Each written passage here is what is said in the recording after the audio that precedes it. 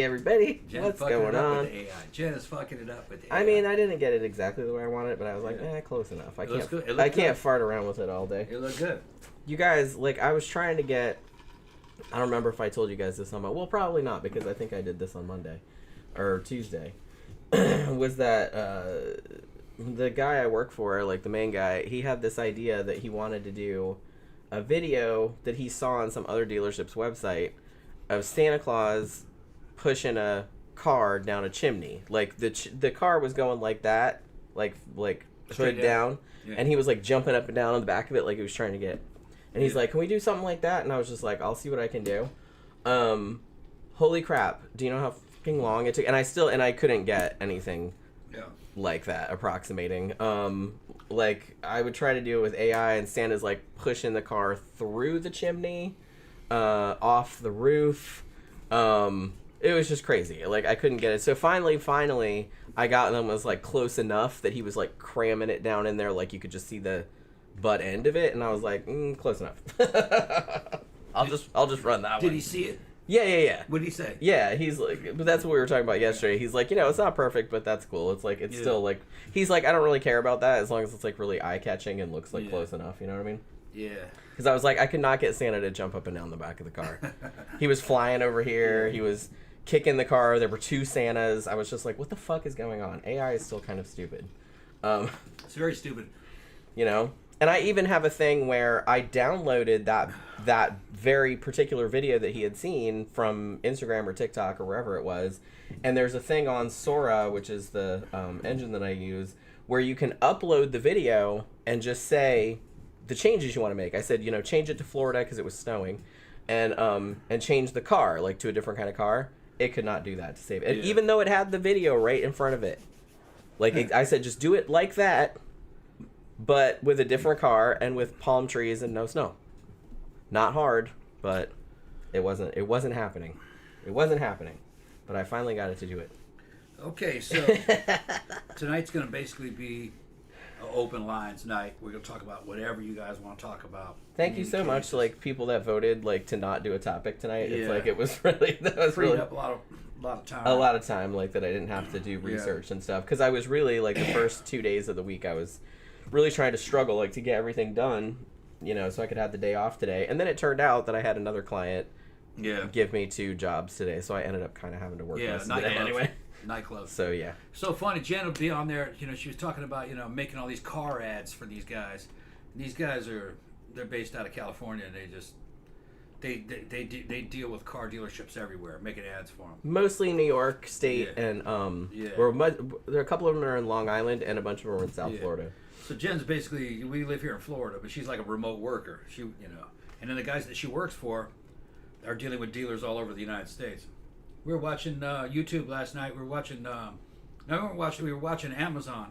Yeah. And we were watching Fallout. Yeah. And an ad came on from one of the dealerships that I do stuff for. I was like, oh yeah, I do all this shit. Well, they target ads to your area, but that's in South. That's like in Miami or fucking. Yeah. No, it's in Vero Beach actually. It's in Vero Beach.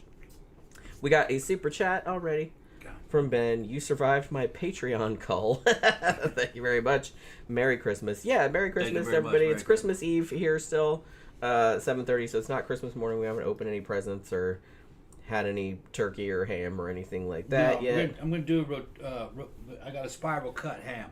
Yeah, we usually do ham on Christmas. Yeah, we do spiral cut ham. But we got all the presents wrapped and put under the tree and all that. And like I said, I ended up having to work most of the day today until like 3 o'clock, and so I was like, well, that kind of blew. I was like, at least I got to sleep in though. But so that was something. But you know what's funny? So I got up last night, like in the middle of the night, to go to the bathroom, and in the little hall that leads into my bathroom, I see a little cat toy, and it was a cat toy that I hadn't seen for a very long time, and it was red with Christmas trees on it. And I was like, one of the cats, I don't know if it was Pookie or Bambi, specifically brought me that specific cat toy because of Christmas. Because I haven't seen that toy. Like, I think last year or the year before, I bought them like a box of all these Christmas themed toys. It was like little balls with Christmas trees on them, and like it was a little snowman and a little gingerbread man and shit like that. And I don't know where they put most of them, so I haven't seen that Christmas tree one for at least a year.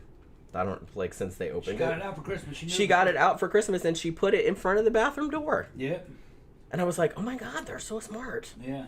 Because I have literally, because they have lots of other toys. They like leave little mousies and stuff everywhere that are not Christmas related. But for some reason, one of them decided, oh, I guess it's Christmas time. Maybe they saw the tree downstairs. They're like, here, look. I don't know. I brought you something, It's Bobby. in Christmas colors. It has a tree. Yeah, it's red with little green. The thing is that cats can't see objects that aren't really moving very well. They're not really good Yeah. at shape. So I don't think it had anything to do with the Christmas tree that was on it. I think it has more to do with the color. Maybe so. I'm not really sure. I was just like weirded And out. she probably got it for Christmas one of these years, and she associates it. Oh, it's that time again. Here's Yeah, that one. because I think usually I didn't get them any more toys this year because they have so many and they're just everywhere, all over the. There's, you wake up and there's toys like in different Yeah, I haven't locations. seen that one in a long time. But I haven't seen that Christmas They're tree mostly one. little mice. They come and go, little white mice. Yeah, she has like little white mice, and she has like one big white mouse. Yeah. They like that one. They carry that one around in their mouth at Yeah, night. and little round balls. Yeah, but I haven't seen that Christmas tree one. Yeah. Since I bought it for them, and that was either last year or the year before, because I bought Yeah. like a box about that big that had all like little Christmas themed cat toys in it. Yeah.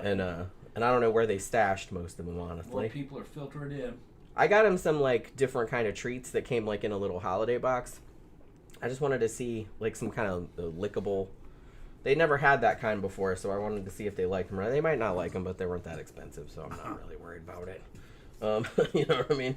I always get them a present. I know they don't care, but you know what I mean. Yeah, Ben said it's already Christmas Day there. Yeah, I just finished watching The Third Man in 4K.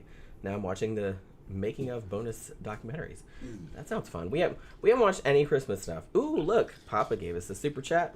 What's up, Papa? Also, thank you very much. Just dropped in to say Merry Christmas and Happy New Year. Thank you for that. We're watching the movie A Christmas Story and Waiting for Company. Ooh, that Okay. sounds really fun. Thank you for that 20, bro. We're gonna Breaking have it to up. watch the Christmas Chronicles Appreciate at it. least at some point Yeah. because we haven't watched it yet this year, and like after tomorrow it'll be too late. So Yeah, I haven't really been in the seat in the. I don't really feel like Christmas to me. It's weird. I don't know Maybe 'cause why. I don't have eggnog, maybe. Oh, maybe that's why. Well, you should have got some. Yeah, I can go down and get some. I don't really care about it. Well, you're Yeah. not going to get anywhere tomorrow because it's closed. Because everything's closed. No, I think Publix will be up, and I think. I don't think Publix is You open don't think on they'll be Christmas open? Day. No. Okay. Well, I'll get it the day after. I don't care. I don't think they pull it. They probably try to sell it No, all they up. probably try to get rid of it. I Yeah. imagine. I don't. I could take it or leave it. Eggnog. I Did like that eggnog ice cream that you made though. I can make it. Yeah. That was. I can really make good. eggnog. It's not hard. It's basically the same base as ice cream. Yeah. That's all it is. We always.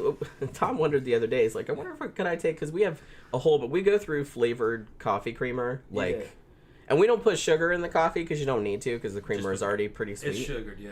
And so we just have bottles and bottles because we go through it really quick. And he's like, I wonder what would happen like if I put just some of the creamer in the ice cream maker. Yeah, flavored creamer. Like the flavored creamer and see what happens. Probably It might be would. alright. I'd go on Grok. Grok would know. Yeah, I mean, If people ask done and it. see. Yeah. But like I said, you can put eggnog in there. And, Oh yeah, it worked. And that's all you gotta do. Just put eggnog in the ice cream maker and it makes eggnog. And it's actually pretty good. Yeah, it makes good ice cream. Oracle says, is the big white mouse cat toy filled with catnip? Probably. I think most of the cat toys that I got them either had catnip infused in them or I have catnip spray. Yeah. Like, and every now and then if they seem to get bored with a toy, like I'll spray it with catnip and then kind of put it away for a little while and then bring it back out and spray it with catnip and see. But yeah. Oh, Lori says, we are also having spiral cut ham with mac and cheese greens. Aw. Yeah.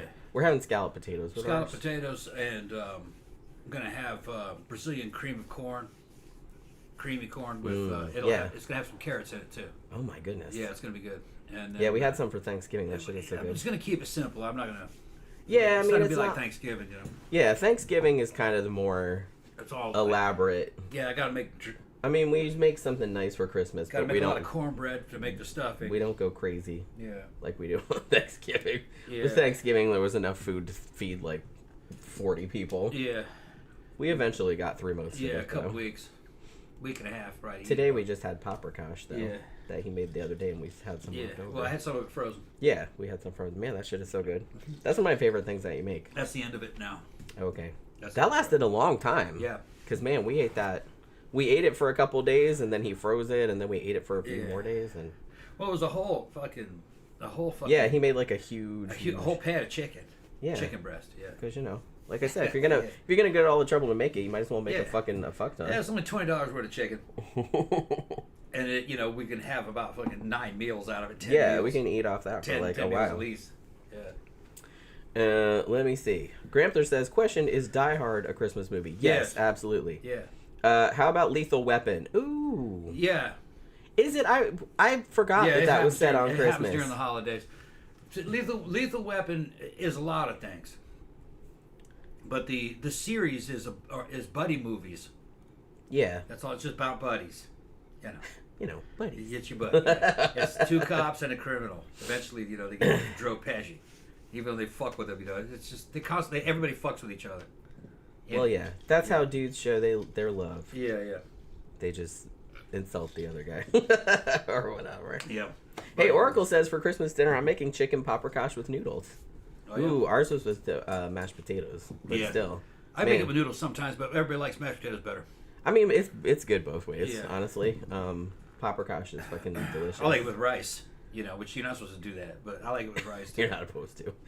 The food police will come and do something about it. Supposed to be with egg noodles. Yeah, that's kind of the traditional way of doing it. That's the traditional way.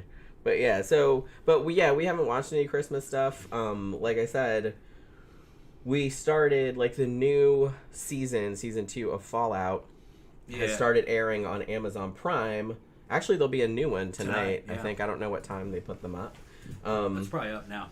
8, I think. 8 or 9, I don't remember like when they put it up, but they come up on every Wednesday, and we watched season 2, episode 1, and it was awesome. But I was just like, man, I forgot so much shit. Yeah. Like we really need to go back and watch the whole season 1 again.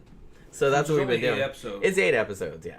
So we watched the first season, and then last night we watched season 2, episode 1 again, and I was like, oh, okay, now it makes like so much more sense. I love that series. Man, it's so good. Yeah, it's so good. It holds up to multiple viewings. It's so good. It's a lot of attention to detail. The writing's good. It's true to the source material. It's just a excellent fucking series. And the Ghoul Gunslinger, man, is like one of the greatest fucking Southern characters of all time. He's fucking rad. Yeah. And it just makes so much of a difference when you got a real Southerner that's an actual accent, that it's the real accent. I mean, everything fucking slick. Everything about the series is good, but he just takes it to the next level. Yeah. Like he's worth watching just all by himself. Yeah, but the rest of the show is really good too. His fucking delivery is just perfect. He shoots that fucking guy in the power armor. He says, "There used to be when I served, I wore that in a big war, make you feel like a big man." And he goes, he said there was a defect though. I don't know if they fixed it or not. It was right underneath that bottom plate. Pow! Did it kill it? And he goes, I guess not. It's the way he said it. Didn't fix it. I guess not. Wonder if they fixed that in the new model. Yeah, like damn. God, he's fucking mean. He's just a really good. Well, he's like 200 years old. He's a little 200-year-old. He's a little cranky. Zombie. Radiation ghoul. He's a little cranky. But yeah, I'm just so happy they did like a really good job with that series. It's just everything about it. There's not a single thing that I would change about that series. Nothing at all. Like everything about it is good. And like I said, they really, man, the look of it looks just like the game. They used a lot of the stuff like story beats and stuff like that from the game, with it having its own story. And they have like a lot of subplots going on and shit like that, and I don't know, man. It's just really good. And the special effects look really fucking awesome. Yeah. Gramthers gave us a super chat. Thanks for a great year of podcasts. Thank you very much. Well, thank you very much. Thank you very much. I have a little bit of a cold, in case you hadn't noticed. Yeah, we're both kind of coming down with something. That's why my voice sounds kind of funny. But actually, now that I've had like some vodka, I feel a little bit better. Because, well, I mean, most of the day, I actually felt a little bit crappier yesterday. I don't feel terrible. My nose is just kind of stopped up. And my eyes won't stop watering. Yeah, I've been getting that too. So, like I told Tom, I'm amazed like my makeup stayed on. for as long as it did, because I was expecting it to look like a fucking raccoon, but it's not too bad. Yeah. You know what I mean? Yeah, but, we've got something.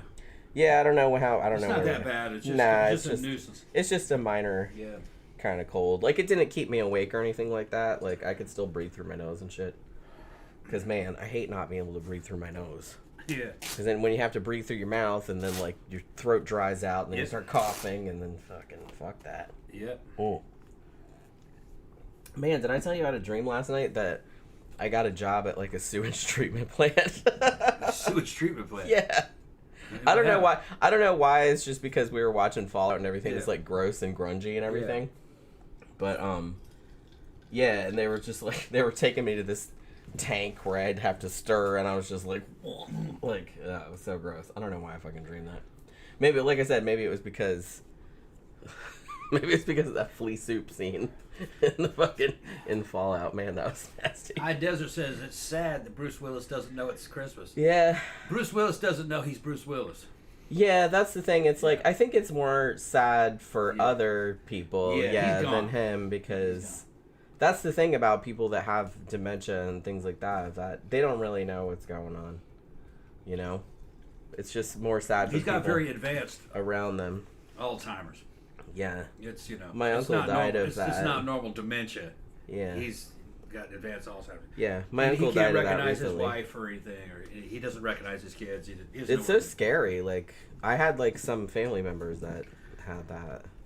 He's in a special hospital for those guys. He doesn't know who he is. He doesn't know what's going on. Yeah. He's not there. When you're like that, you're not there. Yeah. Must be weird. He probably can't pass any tests for self recognition. And, he's not really conscious. He's a zombie.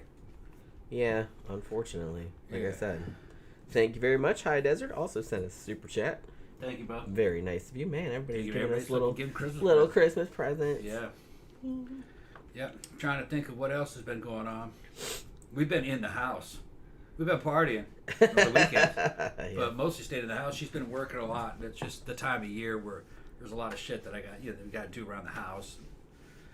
Fucking keeping up with the yard stuff and Christmas fucking trees and the motorcycle parts aren't going to be here for Christmas. I know, that sucks, man. They lied to me. They said they would be here by then. Yeah, because I mean, we ordered them a long time ago. Yeah.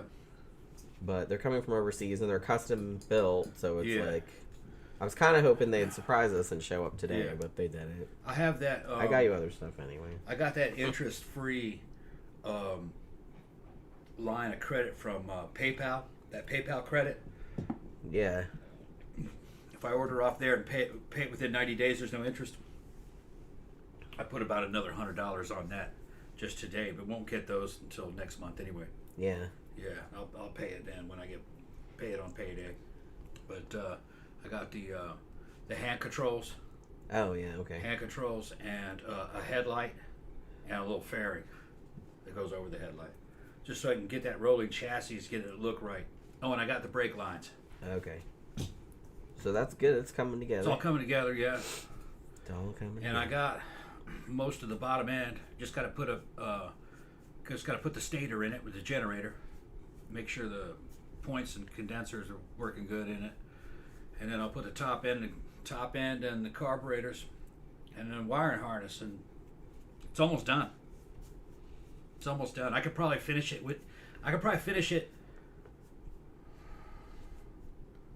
for under 600.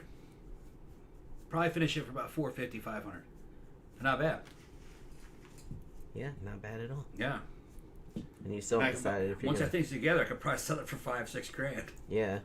Right, I don't have that much in it. But we'll just see how it turns out. I think it's going to be cool. Of course, we'll see how it looks with the new tank and everything on it. Should look good. CB says, Tom and Jenny, have you seen Being Human, a British TV show about a vampire and a werewolf and ghosts living together pretending to be human? It's a comedy drama. I've heard a lot of good things about that. Like, I've had a lot of people recommend it to me. So eventually, probably, I will get around to watching. It's probably on BritBox, I would imagine. We still have BritBox, don't we? No, I canceled mine. Oh, you did? Okay. Yeah. It was only like $1.99, but I never watched it. Yeah, it was like an add-on to Amazon Prime. Yeah, I never watched it. That's the thing. It's like we have all these streaming services, but we don't. Well, the only reason why I got that streaming service is so I can see old Doctor Who. Well, that's on Amazon, or that's on, it's on Amazon now. Yeah. So that just comes free. Oh, Grandpa said the grossest thing about the sewage plant was the skimmer tank full of used rubbers. So I thought on my 9th grade school trip. Yeah, that's pretty fucking gross. My dad used to work at one of those out in California. Yeah, that's It was horrible. a water pollution control plant. And they had a friend who, there was a big sludge tank where it come in through the sludge and shit would float up on it like you're talking about before it was processed.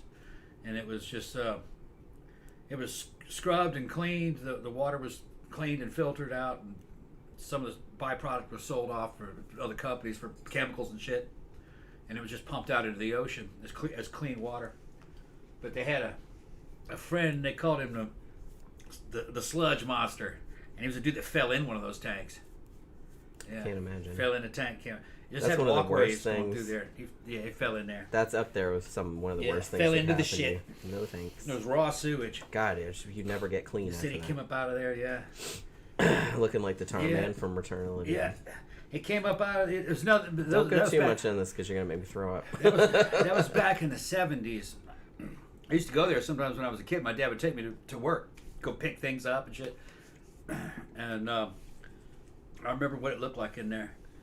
And that was in the 70s. No women worked there. The place stank to high heaven. You could smell it from miles away. Yeah, I used to work across the street from one, and you could still smell it over there. When the wind was right. And but they say when a sludge monster fell in, he came up. There's ladders on the sides of it. He climbed up. I hope so. Yeah, it was not very deep, and the fall was only a few feet. And he comes out of there going, God damn! And fucking, as soon as he comes out of the sludge thing, he just starts taking his clothes off. And just took all his clothes off. You're gonna make me throw up. Stop. Yeah. I told you to stop talking about it. You're gonna make me throw up. Yeah. I can't listen to that kind of stuff. Yeah, he went to the fucking outside there naked. They fucking hosed him off. Hosed his clothes off, and he went to go take a shower and shit. They fucking washed his clothes. He's walking around naked in there. But they didn't care. They knew what happened. It's toxic. They just had to get it off of him as soon as possible, David Brown said, just watched To All a Good Night from 1980, which was directed by David Hess, who played Krug in Last House on the Left. Yeah, I reviewed that last Christmas, I think. I didn't love it. It wasn't great. I love David Hess. I'm not saying that, but it's just like... That was, fun fact, that was actually the first horror movie released in the 1980s. Because they released it in January, even though it's a Christmas movie. But the poster doesn't look like a Christmas movie, though. Maybe that's where they went wrong. I'm not sure. He said, I watched this, Black Christmas, and Silent Night, Deadly Night. Like, every year. Like I said, we haven't watched any Christmas stuff. Like, I did. We watched Santa's Sleigh, obviously, because we reviewed it for Monday. And I watched one called The Sacrifice Game on Shudder that I reviewed, which was actually really good. That was from a couple years ago.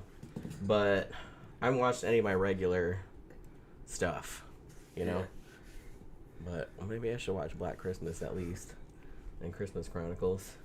That'd be a good double feature. Do we have Christmas Chronicles like on Blu-ray or no? I mean, it's on Netflix, right? It's either on Netflix or it's on Amazon. I think it was a Netflix movie. Yeah. That's actually a legitimately good Christmas movie. The sequel's okay. Yeah. But the first one was the better one. The first one was way better. Like, we usually end up watching the first one like every year. We just haven't got around to it this year. Like I said, Tom didn't really feel all that Christmassy. Yeah, I didn't feel like Christmas that much. I didn't really care that much about it. I don't know why. Maybe it wasn't, well, I was going to say because it wasn't cold, but it's usually... It's not cold. It's never cold. It's 85 degrees here. Yeah. You know what I mean? So it's like, it's kind of hard to get in the... Yeah. Get in the spirit when it's just kind of like, feels like fucking summer out there. Yeah, we have tropical Christmas. Sucks. It's not, Santa doesn't show up, some Brazilian chick in a thong shows up. That's what brings better, which might be better, Well, you Brazilian like that chick with better, thong, I'm sure. fucking big booty coming down the chimney tree. Like scorching her butt down the Yeah. She starts fucking samba and shit. Samba in the middle of it. Handing out fucking, it's like tropical Christmas. Pulling presents out of her bra. Mm-hmm. Yeah, it's that Brazilian chick, Vivi Winkler. Yeah. I don't know. I don't know who Chick's that is. just stacked, yeah. Vivi Winkler's a German Brazilian fitness instructor, fitness chick, and carnival queen. They put her on tops of the damn in front of the float, dancing with the, you know what I mean, with all the little dancers and shit. She's like the lead head dancer. She leads the whole parade for the whatever team she's on. You know, it's not a thing here in the U.S., but in Brazil for carnival, each little neighborhood enters into the carnival parade, and they raise money all year for it, and they practice for it all year, and they make all these costumes, and they well, it's like the cruise for Mardi Gras. Yeah, and they make big, huge floats, and they win like championships, and if they win, they get big prizes. You know, I don't know who pays the prize, but and like the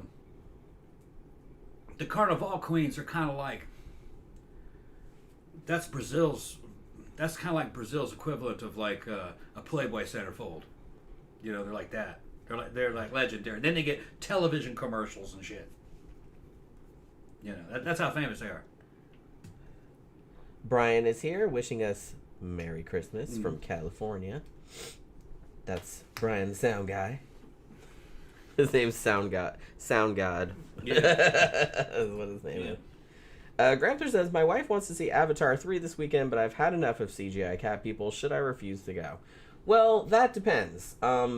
Does she go with you to see movies that you want to see without complaining? Yeah. Then probably you should go. Here's the weird thing. I don't really care about Avatar one way or the other. The ride at Animal Kingdom is rad, but it's badass. Yeah. The first movie was just kind of like, oh, that was okay, and like wasn't really interested enough to see the other ones. But weirdly enough, they've made four of these, however. Bunch of and the one that's out now, which I think is called Fire and Ash, is like the #1 movie in the world. I'm like, so people are going to see this movie, but nobody ever really talks about it. No. It's really weird. Like, it's one, and I kind of thought that about the first one too. Like, it made all the money, but you don't really hear anybody talking about it. Like, nobody says, oh, Avatar is their favorite movie or anything like that. It's like, it just doesn't seem to come up in a lot of movie discussions. But evidently, everyone and their mom is going to see it. Well, the one that's bizarre. That's what's his name? Yeah, that's James Cameron. Cameron. And he kind of pissed me off when he decided he wasn't going to make a sequel to Alita Battle Angel, which I loved that movie, and I thought it was fucking. I thought it was better than Avatar, and everybody that saw it liked it, and it made money. But he decided they weren't going to do it again. Maybe it didn't make as much as they were hoping for. I don't know. That was a great movie. You know. Hey, what's her name was in it too? Oh yeah, that's right. Jennifer Connelly. Yeah, she's in it. That's right. I forgot all about that. Yeah. We saw that a couple times, I think, in the theater. And that girl that played Alita, that's the only movie I even have ever seen her in. Is she still around? Yeah, I don't know. What's her name? Rosaria? I don't remember. Or but yeah, it's like, I don't really, I mean, like, you know, I don't see like a lot of big tentpole mainstream movies, so it's like she could be all over the place for all I know, but it's just kind of like, it's really weird. Remember, she was kind of doing talk show circuits back when those existed, promoting that movie. She said, everybody's going to like it. I want to make another one, you know. I want to make another one. It's funny, when we were watching Fallout, we were rewatching Fallout, the girl that plays Lucy, like one of the main characters, she's I'm sure she's been in other stuff, but this is kind of the only thing that I've seen her in, and she has these big eyes. Yeah. And so Tom was like, are those real, or did they do like an Alita Battle Angel where they like, you know, digitally made them larger like to make them look freaky? Yeah. And I was like, no, I'm pretty sure that's her real eyes. Yeah. And so he looked it up and he's like, yep, those are her real eyes. And it's she's like known for that. She's kind of known for having really big doe eyes like that. No, I said she'd make a great Alita. Yeah, that's what we were thinking, because we were thinking that, like, you know, in Alita Battle Angel, she was supposed to look a little bit Uncanny Valley, like, she's a robot, because she wasn't a human. She's a robot. So they digitally made her eyes bigger. You know what I mean? Not like ridiculously, but she's like an anime character. Yeah, but like an anime size. Yeah. But yeah, what is the girl's name that plays Lucy on Fallout? Purnell. Her last name's Purnell. Yeah. But yeah, she has these really big, like, hooded eyes. They're cool, actually, but... Yeah. Almost kind of... Jen kind of hit the nail on the head when she said she was kind of like the... what's her name from The Shining? She looks a bit like Shelley Duvall, like when Shelley Duvall was real young. Like a little short Shelley Duvall. That's it, yeah. That's what her... She's that type. Like, that's what her face reminds me of. Yeah. Which I always thought Shelley Duvall was really pretty, like, back in her young days. You know what I mean? Tall and skinny. She's weird looking, but that's I like that. I like weird looking. You know what I mean? She's striking. You know? She wasn't that weird looking, though. No, not really. Robert Duvall liked her. True. You know, she was cool. Grapter says, I mailed out 20 Christmas cards and only got 3 sent to me. Do y'all send cards to friends and family? How many do you get? No, we don't. No, I never did. I did for a little while, like a long time ago. But I don't know. It just kind of fell by the wayside. And it's just such a hassle, you know? It's like if I do anything, I'll send like an e-card. I know it's really lazy, but I don't even bother doing that most of the time. I usually just kind of text in my family group text. Like, I'm just like, hey, Merry Christmas, you guys. You know what I mean? That kind of shit. Like, what are you guys doing? That kind of stuff. Yeah, I think Avatar gets shot just because Disney's involved with it. Does Disney backing it to make money? Now at Animal Kingdom, Disney Animal Kingdom, they have a ride that's like a VR ride. Well, they're having like a whole Avatar section of the park, which is actually really cool. Yeah, it's really good. Yeah, it's cool looking. Yeah, I liked Animal Kingdom better than the Magic Kingdom. Magic Kingdom drives me crazy. It's just annoying to me. But Animal Kingdom was a lot cooler. I liked it. Yeah, and it wasn't as childish. Yeah, it's kind of more. Well, there's actual real animals. They're not animatronic, and like it's an actual like, safari park. Yeah.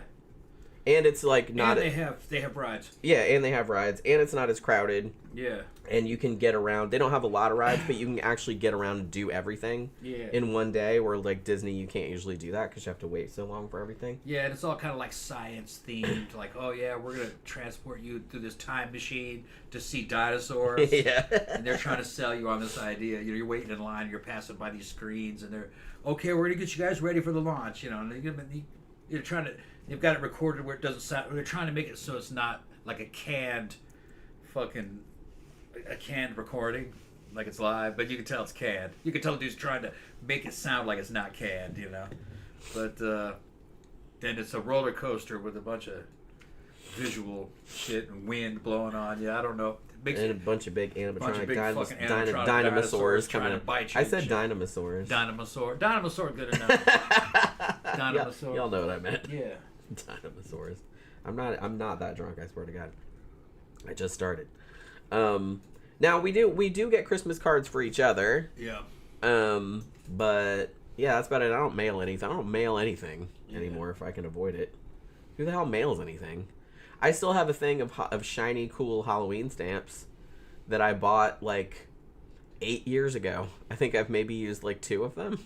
Yeah. I just bought them online because I thought they were pretty. They were black and they had like just these minimalist like Halloween designs, but like in shiny foil. And I was like, ooh, those are awesome, and I bought them. DVD Dragon, he nails it. Right there, look what he said. Santa in Florida gives out Brazilian butt lifts and ammunition. Gators instead of reindeer pulling it around. Yeah. Oh. Man, that's a good idea. Like for next, I can think of like some AI ads I can make next year with a Santa with gators pulling his sleigh. I'm sure somebody else has done that, right? I would think. I've done like some with. I did one the other day that was like photorealistic, and it was like Santa, because like I said, a lot of the dealerships are in South Florida, so you can't do snow and shit like that. So I had one with him wearing like a Hawaiian shirt, but it had poinsettias on it. Yeah. And then he had cargo shorts and flip-flops. And he was like standing on the beach. Grapter's talking about, what did you say about Cameron? James Cameron has squandered the last 20 years with this Avatar shit. Yeah. What a waste of a great director's time and talent. Yeah, it's like, I don't really know. Like, I get that that's his thing. Like, he's really into it. Just like he got all obsessed with like raising the Titanic and all that kind of stuff and put all his resources into it. So it's like, everybody likes what they like and you can't really. So he's just really into this Avatar story. And directors have half-lives. So I mean, just ask Ridley Scott, all right? He's a great director who's very old now and drinks a lot and has a lot of other people doing his work. There are other people that can do Cameron's vision a lot better. Fucking, with Alien Earth, that was pretty cool. That was a good show. I liked that. And that got it.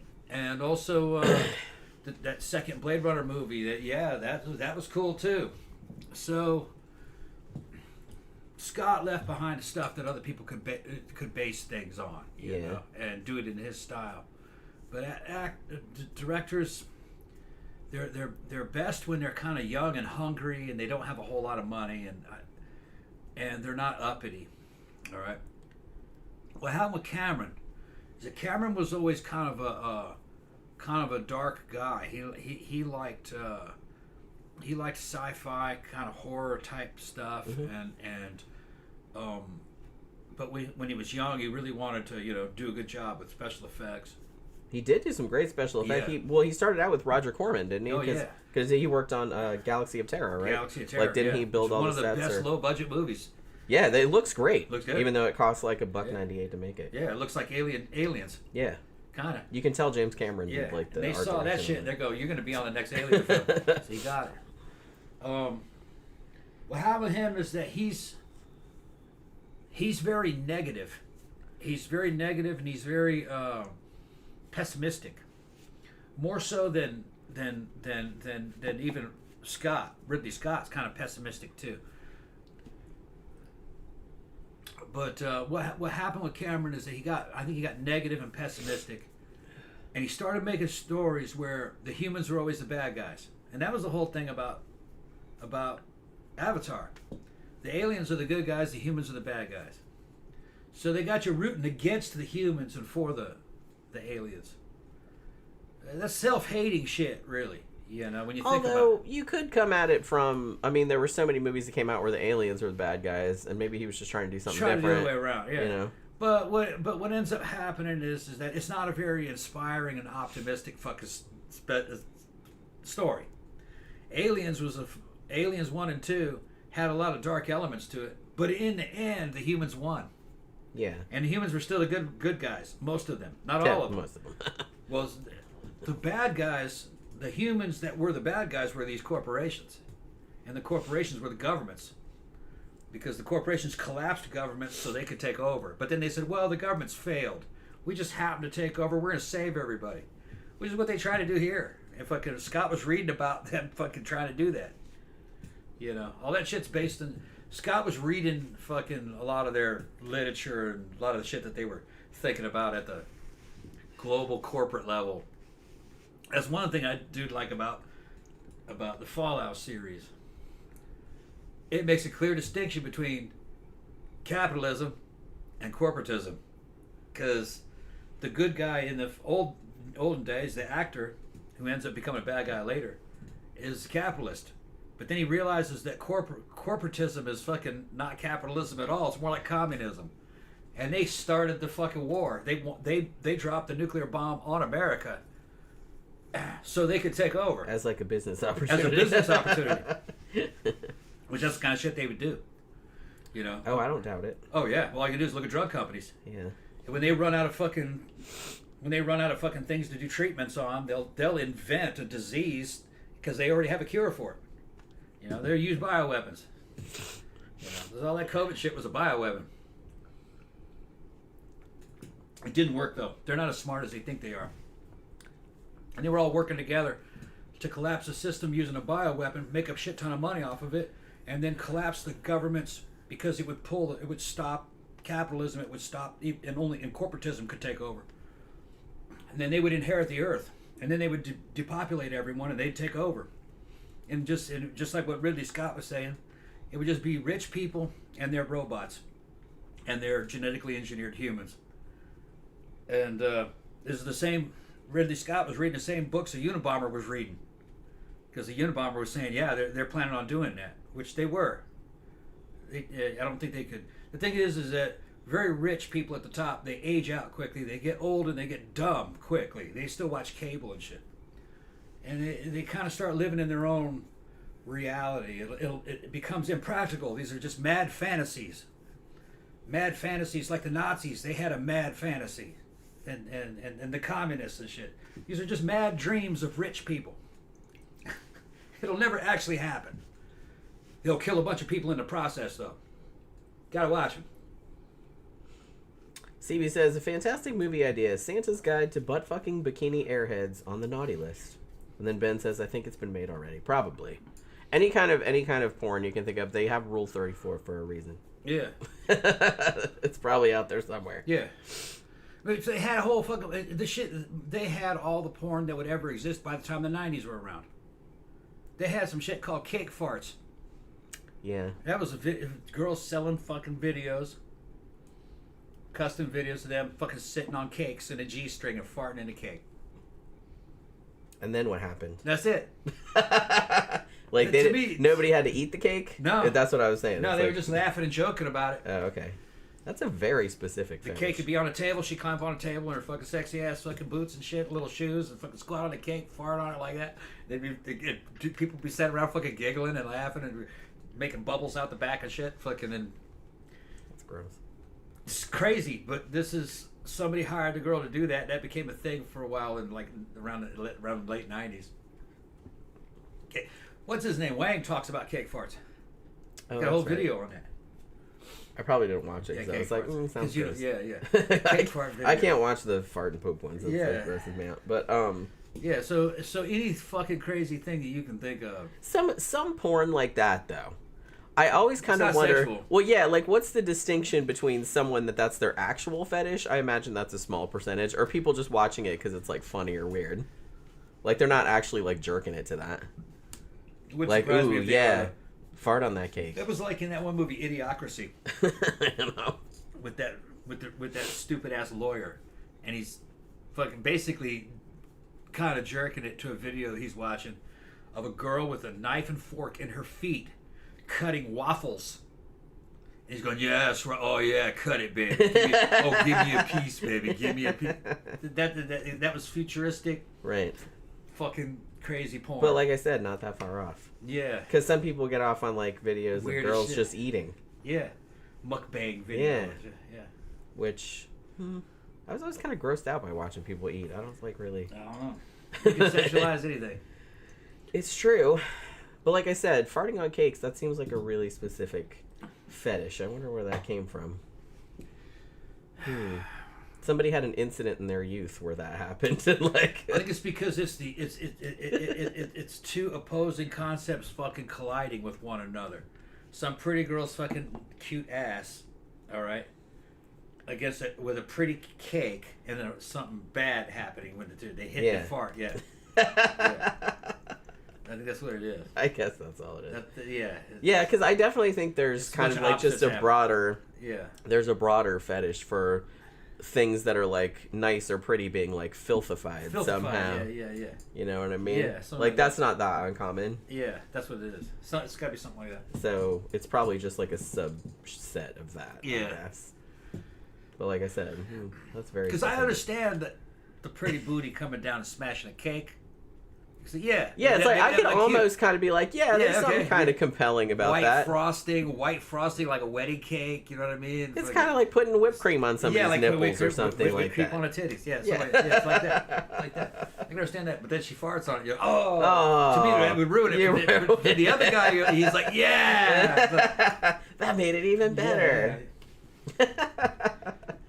They just took it that little bit. Dudes too are far. perverts. Yeah, no shit. Dudes are perverts. Women are perverts too, but like in a different way.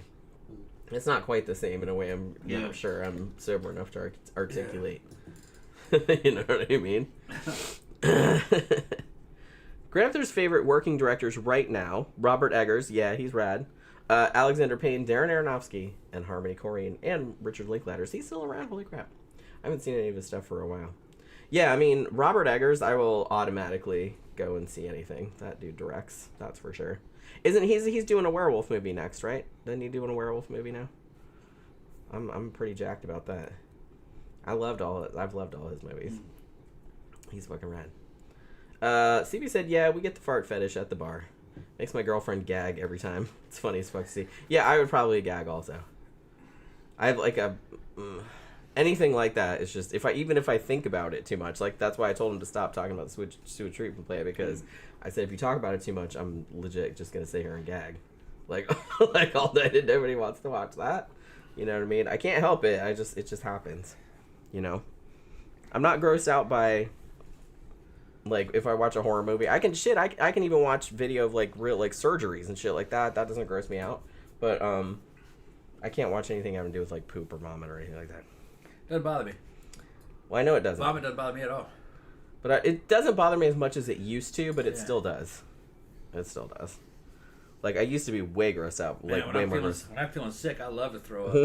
I hope I can talk to other people while I'm doing it. Hold on 1 second. Ooh, I feel better. Yeah. Feels good, man. I don't know, see... Drinking, you got all that shit in your fucking stomach. I know, but, like, see, when that happens, I don't usually throw up, like, from drinking, but if I do, it'll usually be, like, the next day, and the irritating thing is that I hardly ever throw up anything. Yeah. It's usually just, I'll just sit there and gag and over, and, like, nothing comes up. It's, like, really... Yeah. And it just makes me feel sicker. You gotta get you a bunch of water, and drink a bunch of water, and then throw that back up. Well, that's all that comes up, really, is, like, fucking water. No, you want a bunch of it. The more you throw it up, the better it feels. That's what it, pro tip. That's pro tip, yeah.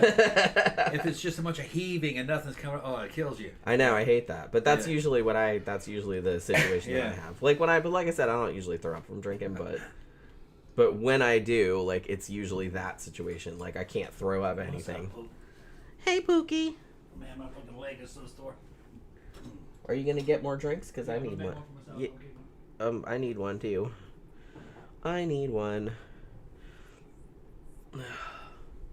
Oh, CB said Mel Gibson is a good director. He's directing Lethal Weapon 5. Holy crap, are they making Lethal Weapon 5? Shit. Wait, there was a 4? Oh, yeah, that's right. I forgot. I think I've only seen the first 2. I don't really remember.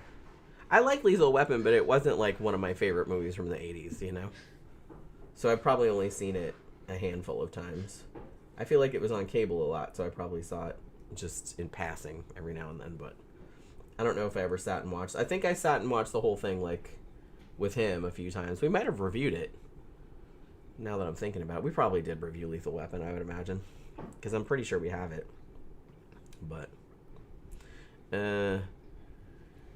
yeah, he did, yeah, that's right, he did Passion of the Christ. Which was Mel Gibson. Yeah. Which was totally a horror movie. I mean, it was like torture porn. Which is funny because people will go see that movie and it's like, ooh, Jesus, and all this other stuff. But they wouldn't watch, like, Saw or Hostel or something like that. I'm like, it's kind of the same, though. Just because, like, the justification behind it is, you know. But you're watching the same shit. You know what I mean? So, that seems very silly to me. But my sister saw it. And, she was like, yeah, it's pretty fucking gory. Yeah, CB said the original director from Lethal Weapon 1 through 4 passed away, and Mel promised him he would direct Lethal Weapon 5. I was thinking about this the other day when I was reflecting on all the Christmas movies that we had reviewed. Didn't Mel Gibson do one called Fat Man, where he was like a Santa but like a hitman or something? I remember it being pretty good, and I think we reviewed it, but it was like a year or two ago, and I don't really remember much about it. That was Mel Gibson, right? I don't know. I had totally forgotten about that movie until I was looking through all of our Christmas movie reviews, like, to make sure I wasn't doubling up on anything. And I was like, oh yeah, Fat Man, I kind of remember that. I'm pretty sure it was Mel Gibson. But I don't know if he was actually Santa Claus or I don't remember if he was actually Santa Claus or if he just dressed up as Santa Claus, like, and killed people. I don't know. Yeah, he was Santa. A kid put a hit on. Oh, okay. Okay.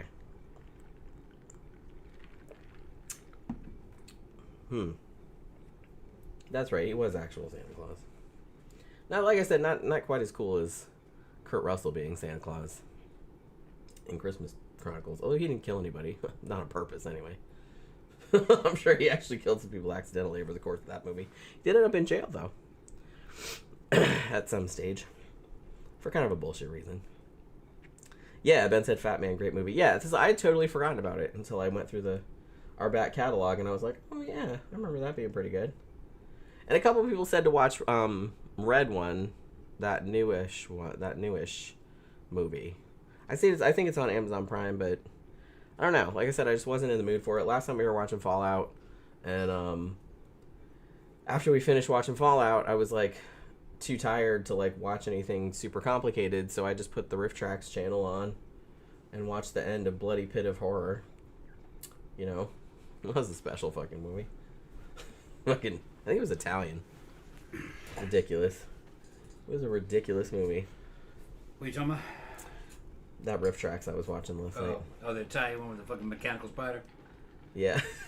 That was what I'd seen it before, but it was mechanical spider with claws, like a crab. We couldn't figure out just from watching the movie. It's like, is that supposed to be a real spider? Or is it supposed to be a mechanical Or spider? is it supposed to be a mechanical spider? Or is it supposed, because, I mean, if it's supposed to be a real spider, that's not how spiders look. Yeah. It looks like it's made of paper mache. You know what I mean? And it wasn't really moving. It was just kind of hanging there. And well, the legs were doing this.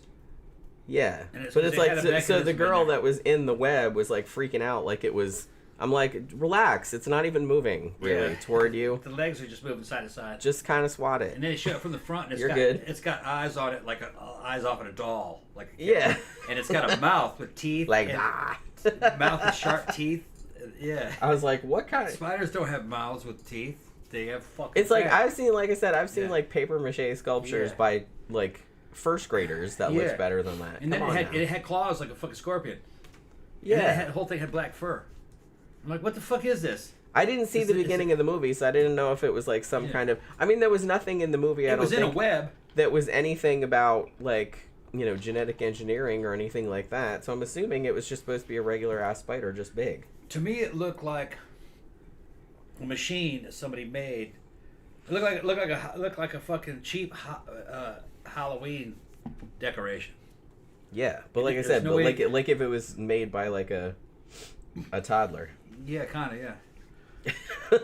Like it's. I'm just like bad. It was bad. I'm like, is it supposed to look like that, or am I supposed to think that that's a real animal? That's what I was wondering. Yeah. And then there was like, the funny thing was there was like web was on the floor, but like a little bit above the floor. Yeah. So like the guy was trying to go save this woman.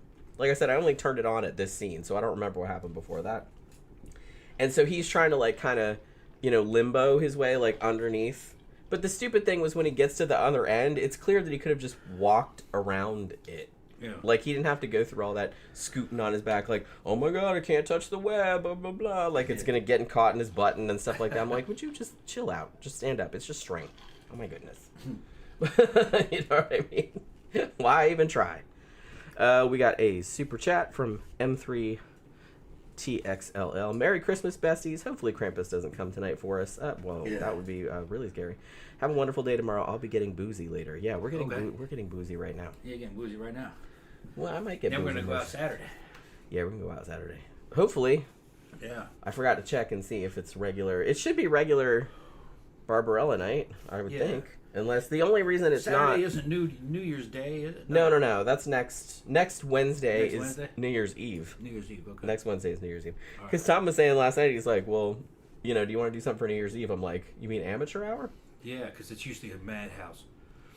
Plus, there's all like it's Wednesday cops out. Yeah, it's a Wednesday night. We'll probably be doing this show. You really don't want to do anything New Year's, and you don't want to do the St. Patrick's Day. Like I said, amateur hour. Yeah. Or Cinco de Mayo. Yeah, that's drunk day. Yeah, and people that don't drink throughout the year much. Yeah. They're not professional drinkers. They're not professional drunks like we are. Yeah. They can't handle it. You know what I mean? They can't handle it. So it's like they're just out acting like complete ass, because they're not used to like being that shit faced. CB says the cat just stole my girlfriend's underwear. She just ran past me bare ass trying to get them back. I'm telling you, man. Pookie is super into Daddy's clothing. Yeah. If he takes his shirt off or something like that and like puts it on the bench at the end of the bed, she immediately just goes and just sleeps right on lays on it. Yeah, smelling it. Oh, it smells like that. She'll sleep on top of my fucking gloves. She'll get up on a shirt and start kneading it with her front paws and then kicking it with her back legs. That's a weird one. Yeah, that's trying to fight her little bunny kicks. Yeah, she does that too if you scratch, because Tom will like take her little head and like scratch her ears really hard, and like her little back leg goes, oh yeah, blah, blah, blah, like that. She's like, she'll look at you straight in her eyes and her face starts going crazy. Her eyes get real big. Like you can see like the whites around her eyes. Like her eyes get real big, and like she just makes these crazy, and her ears go all the way back, and she just makes these crazy ass faces. It's fucking hilarious. Feels good. Yeah, she just like she can't handle it. Yeah, it's just too awesome. Yeah. Oh, M3T. He says it's stew. That I figured. Like after I saw your. I recognize your writing style, so I was just like, oh, that's probably Stu. But I didn't want to presume, you know what I mean? And yes, I changed my name. Okay. I figured it was probably you, but like I said, I didn't want to presume. Ben said, in Saw or Hostel, they don't come back to life, do they? No, that's not... neither Saw nor Hostel are supernatural. Well, at least the first one. I didn't see any of the later Saw movies or Hostel movies, now that I'm thinking about it. I just saw the first ones. So those are just straight up realistic... sort of torture porn. There's no zombies, there's no supernatural elements. It's just people doing horrible things to other people. But I don't, like I said, I don't know if, because I know the Saw movies, how many, there's 10 of those now, right? Didn't Saw X just come out? I've never seen a single one of them. Last year. The first one's actually pretty good. Yeah, I've never seen I've heard some of the other ones. I think maybe I saw the second one. Some of the other ones are good too. It's like, it's kind of cool lore, actually. But, and the kill gags are like really funny, like really creative. And super gory, but I don't know if it went supernatural later on, you know. So I don't know. Yeah, Ben said he was Santa in Fat Man. Yeah, that Mel Gibson movie, and Walter Goggins was the hitman chasing him. That's right, I forgot. Walton Goggins was in Fat Man, that movie with Mel Gibson playing Santa Claus. Okay, yeah. That we reviewed. Yeah. We reviewed it last year or What's the year his name, before. Walton Goggins. Yeah, Walton Goggins. He is a national fucking treasure, seriously. Yeah, he was great in Predators. That's right, I forgot he was in that too. I knew I'd seen him before, like he's been... Yeah. I told Tom last night, I said the cool thing about Fallout is that I feel like before that, like Walton Goggins was just like, he was like a character actor, so it was like, oh, it's that guy, you know what I mean? He's great. But nobody like knew his name or anything like that. But then when Fallout came out, I think now he's kind of like... I mean, I don't know how... Maybe Fallout's kind of niche. I don't know. No. It's not really, though. It was the number one It was like the number one show. Yeah, and, you know... Millennials and Gen Z fucking grew up playing Fallout. And they love that show. It's so fucking... It's so good. So it's just so good. It's ridiculously good. Fucking Goggins is... Fucking... He's the shit, man. He can act. And I just like the fact that... Previously, you couldn't get a Hollywood actor play a Southern character, and it wasn't credible. You had to get a British guy to do it. Yeah, the British were weirdly good at it. They're real good at it. Fucking, I was going like, yeah, that you wouldn't think that. He's from Georgia. You know, no, turns out that dude's British, but fucking he had the accent perfectly. But now they got an American guy who he's Southern and he sounds that way, and he can ham it up too. You know, make it stronger, make his accent, make it smoother too if he wants to. Like he's in the role that he's playing. You know, the Cooper. The Cooper and the Ghoul kind of have different voices because they're 200 years apart. Yeah, it's 200. It's the same guy, but it's 200 years apart. Yeah, when he's playing the Ghoul, he's playing a Southern gunslinger. Yeah. From an old West movie. Yeah. Oh. So he's playing it up slightly. Yeah, and when he was younger, when before the bombs fell, he was a fucking Western superstar. He was like a Clint Eastwood. He's like that. Yeah, he was like in Westerns, and he was really famous. Right. But he's actually really good in real life too. He was, and they all explained it. He wasn't just an actor. He was a dude kind of like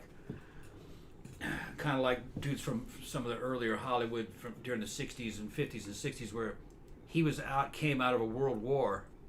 So he was a Marine, wasn't he? Yeah, I think they said he was a Marine. I think they said he was a Marine. He was a Marine that wore power armor. And because this is an alternate timeline. Universe. It's an alternate universe. And he's wearing power armor, and I think they said he invaded Normandy. Wasn't that what it was? I think he said that. I think it was in Normandy in power armor. But like I said, it's almost kind of like, please correct me if I'm wrong, because you played the games more than me. Yeah. But it's technically, it's an alternate timeline if the 50s, if everything was like the 50s, like the Leave It to Beaver 50s, but there was like high-tech shit. Yeah, it's like... But also kind of like old school high-tech shit, like robots and stuff. It's like 2,250. Yeah, but it still kind of looks like the 50s. Still looks 50s though, but there's high-tech stuff. Mixed with low-tech. Mixed with low-tech stuff. It's actually like a really cool, I really like the aesthetic of it. The explanation is that the main corporate powers and the guys were on the board of directors of a big company called Vault-Tec. And they had kind of like a dude named House, who was kind of like fucking Howard Hughes. Like a Howard Hughes type thing. Yeah, he's a Howard Hughes ripoff. They had all these different heads of industry merging together to create technology that America could use to survive a nuclear war. And they were going to make sure the nuclear war happened because they were secretly going to launch weapons on themselves as kind of like to increase their value. Okay? Well, because they had invested so much in the vaults and the experimental knowledge that would come with them and they stuff. They had to have a war or they would go broke, basically. Yeah. Well, each little head of industry was allowed to have their own take on what the direction technology should go, and it should be like in the spirit of competition. And time would tell what technologies would survive the apocalypse and what the ideal like social structure would be. Yeah, and ideal social structures and shit like that, because that was going to happen inside the vault. So you're now in a world where you have computers and AI, but you also have microfiche. Yeah, and the computers all look like Apple IIe's, kind of, or like maybe even older than that. Older, 50s, like the Apple IIe was in the 50s, kind of. Yeah, like it's all that green. But you also got brains in glass jars with connected to computers. They can talk and they stuff. They can talk, you know. You have people in kind of virtual reality pods. Cryostasis. You're right. You have television, but the television is black and white. But they can project color fucking images to make a false horizon underground so you think you're outside. So it's not normal linear technology. You'd have machine guns right alongside laser rifles and plasma weapons, all happening at once. Yeah. It's just they could do it, so they did it, and they were doing everything at once, and they would see what would survive over time. But yeah, I remember the when you were first playing the games, like I said, I love the aesthetic of it. I love the thought put behind it, and I don't know. I just thought it was such a cool idea. You know what I mean? That like you're kind of combining all of these time periods, sort of, but in a way that feels really organic. Yeah. And I think they did a good job, like replicating that on the show. Like it doesn't feel weird or nothing feels out of place. You're just kind of transported to, like I said, it's an alternate timeline, it's an alternate universe, and you totally buy into it. Yeah. That it's like, you know, yeah, everybody's got these like 50s looking TVs and like the crazy 50s looking wallpaper and all of that, but it's like then they also have like plasma pistols and, and that kind of crap. And like I said, they could have most of the screens that survived on computers were just black and green. Yeah. Like an old IBM computer from the 60s or 70s. And you're dealing with the thing is in the game you realize that this computer is 250 years old and it's been on the whole time. So it's pretty fucking built to last. And they had TV, but it was kind of black and white. But they could project also color images if they need. But it was because it was all done by different companies. Yeah. And for different purposes, you know. So I guess they had different budgets on each little program. Some robots look like something out of, you know, Forbidden Planet, and other robots look more like something out of Terminator. You know, so And it depended on what company was making it and what the robot was for. So it wasn't normal linear technological progression. Yeah, as we all over know the it, place. it's just kind of. But like I said, I just thought that was really cool. Yeah. Like, because honestly, like so many people like must have put so much thought into it, like in the game and stuff. They also had cryogenic storage. Yeah. For certain companies could do it, and did it for certain people. And I was gonna say too. Oh man, I was just gonna say something and I just totally forgot what it was. About the show, like something I saw last night, and I was just like, I don't think I commented. I'll probably remember in a minute. Graham just said, "What was your biggest super chat ever?" $100. I think somebody sent us $100 one time. We've got 50 a couple times. Yeah. But I think I can't remember. It was a long time ago. But about a couple years ago, I think about 3 years ago, somebody sent us $100, but they had been a long time listener and never sent super chats before. And every now and then somebody will send me some money over like PayPal or something too. Yeah. Just every now and like they'll send me $20 or something, which is like I said, always appreciated. This is kind of like, we're not rich or nothing, but I have a job. He's retired and he gets money, so we're all right. But any kind of money is always appreciated for sure, because I'm always kind of scraping. A lot of shit's financed. True, and like I said, and I'm freelance, right? Which sometimes that's good. I like having the freedom to like work from home and stuff like that, but sometimes it's not good because sometimes you're not really sure, because if the clients that you're working for have a slow month, then you also have a slow month. Yeah. And I've experienced that a couple times and it kind of blows. Yeah. But, I don't know. Like having a regular 9 to 5 is a lot more stable for sure, but I don't think I would ever go back to that. Yeah. I hated it so much. That's kind of the thing is that kind of working in offices is an endangered species. That's not going to be around forever. You've made the transition already. Yeah. And I mean, there is absolutely no reason for me to have to like drive and show up someplace. Yeah. Now, there are some people I think are kind of, some of these tech people, they might be overselling the effects of AI. Because they're saying, like, the last I heard, and he's like, you have 3 years.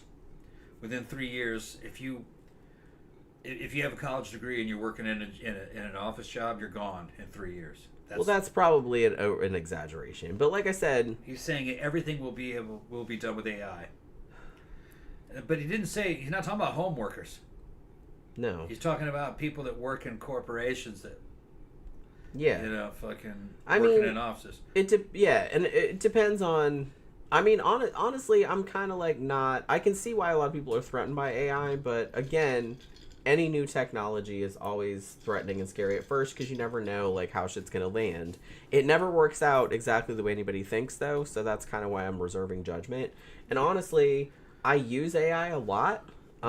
For my, a lot, probably like 50% of the time, but it's helpful. Like I said, it's helpful for coming up with, like, particularly if it's like a client and they sell stuff I don't know much about. Yeah, the thing is, like I can ask AI, I'm like, hey, like they want to do this, it's this kind of company, here's their website, come up with some ideas for something, like, what I mean? But Jen, what they're talking about is what you're already doing. You know what I'm talking about? You've already made that transition. Yeah. What they're saying is they're basically saying that if you work for one of these big golden parachute fucking corporations, making money from them in some kind of office, chances are you're going to be replaced with somebody like you. Well, yeah, probably. Who's at home using AI. Yeah. To do it. That's what they're talking about. Like I said, for some things it's super, super useful. Yeah. And it will get better. It's just that these big corporations won't be able to justify a bunch of paper pushers. They just they won't need them. Fucking, what the jobs of the future are going to be things like the trades, plumbing, carpeting, or carpentering, fucking construction, mechanics, engineering, mechanical engineering, shit that's kind of, and even that will be different because those mechanical engineers will be using AI. But somebody has to direct the AI. See, that's the thing. Yeah. Yeah, the AI doesn't have its own volition. It's and I know people talk about Skynet and everything like that, but it's like, in my experience, because I've used AI quite a fair bit. Yeah, AI is still pretty dumb. I think it's always going to be dumb. It won't. You can explain to it very clearly in human terms. Like, if you explained, like, I'm a graphic designer, I'm an artist, so it's like, so if I explain to it, look, I want an image of XYZ, like for this ad that I'm doing, like, and it's specific, and I'm real clear about it and everything like that. If I told that to a human, they would do it exactly the way I said. If I tell AI, who fucking knows what's gonna come out? Like, sometimes it gets it right, sometimes it's way the fuck off. Yeah. And I have to, like, just generate it over and over and over until I get something I can use, So it's still kind of dumb. Yeah. At least in my use of it, it's still pretty dumb, and it's kind of frustrating, honestly. Well, some of the experts that I've heard said that it will continue to be dumb. It's not a person. It's not. Yeah. It doesn't work the same as human intelligence, and I don't know if it ever will. It's going to need a human intelligence to marshal and direct it. Yeah, and to check it. But it is clever, though. Yeah, and it, like, for instance, it'll tell me exactly the dimensions of the bolts and spacers you need to get things on a, say, like a 73 fucking RD350 it axle. Doesn't know that. All it's doing is scraping through all this information of what other people have said and finding it. That's all it's doing. It's just making it so that you don't have to do it. So you don't have to do it. That's right. Like, it's just making it a lot quicker. Right. That's all it's doing. If it's getting shitty information, it will spit out shitty information back at you because it doesn't know the difference. I've noticed I've asked it over time the same things over and over again. It's a different answer every time. Yeah. It doesn't know the difference. And then sometimes you say, no, you're wrong. Remember, you said this and that. Oh, yeah. And then you can go, and I know this and that and this. And you can correct it. And it goes, you're right. Yeah. You can get it to say wrong shit like all day long. Yeah, you can ask it. Yeah, exactly. Because it's not a person. It wants to come across as though it's a person, and it talks to you like it's a person, but it's not a person. It's just culling information from all over the internet, and if it's getting wrong information, then it will give you wrong information. That French guy that I know that fucking designs the sex dolls. Fucking, we were talking about it the other day. The Chinese have this project called Project Iron, I think is what it's called, and it's an android or female kind of robot chassis. It's just looks like a stormtrooper though. It just has a blank face, like a black felt screen. And he was looking at it, and he knows all about it. They can mass produce it now. It costs about what a car would cost, and it would do a lot of tasks. And I asked him, so what about the fucking sex doll application? He goes, no, it's exactly what we're trying to do is we need to get our skins on that chassis, and we need to have, the animatronics you need to make faces move and stuff. And I said, well, what about the AI? And he goes, no, the AI would be pretty much there because you kind of know. Well, first of all, he says it has access to external AI, so you can ask it a question and it would try to find the answer for you, because it's wireless. But to just be a sex bot, though, it says that should be a pretty simple routine for that. You know what I mean? If I could put it in bimbo mode and it does this and that, and it would kind of react and interact with you, kind of the way a video game would, a video game character. Yeah. Because he said that would actually be pretty easy because it is not doing anything complicated. It's just trying to entertain and to act pretty. That's all it's doing. Yeah. And he says that you have video game characters in cyberspace doing that. Yeah. And so it's just that scaled up a couple times with a mechanical form with a animatronic skin over the top of it. And it's happening in China. China's the closest to it, and it's fucking the Chinese women are getting pissed off because they have a thing called bride price. You marry a Chinese girl, you got to pay her bride price for them, so you got to buy one, but then she'll leave you anyway. There's all kind of crazy shit, but they're having big marriage problems over there, and the Chinese women were fucking like, oh, why does it have to be a female? The first robot they make is shaped like a fucking woman. And like the response to the guys were like, oh yeah, well, why not? You know, why not? If you're going to have something in your house that works and it's gonna, you want it to be pretty. It's not here to fucking beat anybody up or anything. You know, fucking. Although, how funny was that? So, like, I want the bouncer model. That'd be hilarious. Well, they could do that too. No, I know. They could. I wouldn't actually want that. I just think it'd be kind of funny. Yeah. Well, the thing is that eventually, he took, because he can animate things real well, photographs and data stuff. He took the iron chassis and digitally animated it, and he said when it moves like this, it'll be ready. And he had it dancing and, you know, walking around and the way a model would. And it's a little stiff the way it moves. Yeah. And it's because electric servos don't work the way muscle works. No. Muscle's hydraulic. So the type of motion, and you're dealing with two opposing hydraulic muscles fucking, you know, do it, you know. So it's difficult to get fluid motion out of something that's electric. But I think they'll eventually get it. I mean, eventually they'll probably figure it out, yeah. I imagine. The mechanics behind it are different because you're not dealing with the same exact kind of skeleton. The hinges aren't exactly the same. Okay, so Ben says the Fallout timeline diverged from ours in the 40s, I believe. They have this 1950s aesthetic with batshit crazily advanced tech. Fallout has space travel, advanced energy weapons, cold fusion, and teleportation, but they never invented color TV. Yeah. Yeah. Pretty much. But they can make color imagery. They had. Yeah, they can make color. Yeah, because down in the vault, at least in the show, like I'm not sure about the game, but like in the show, in the vault that Lucy comes from, Vault 33. Yeah. They had like a color, like projection, like on the back wall that made it look like you were outside. Yeah, no, they could project color imagery. Yeah. It's just that the television sets that were commonly found in the game are black and white. We're like a 1950s television set, and it had that aesthetic to it. They were called like Radiation King. Yeah. Everything's called Radiation King, Radiation Queen, like all that kind of stuff. Well, I don't think they were I don't think they were externally powered. I think they had their own internal power source. Yeah.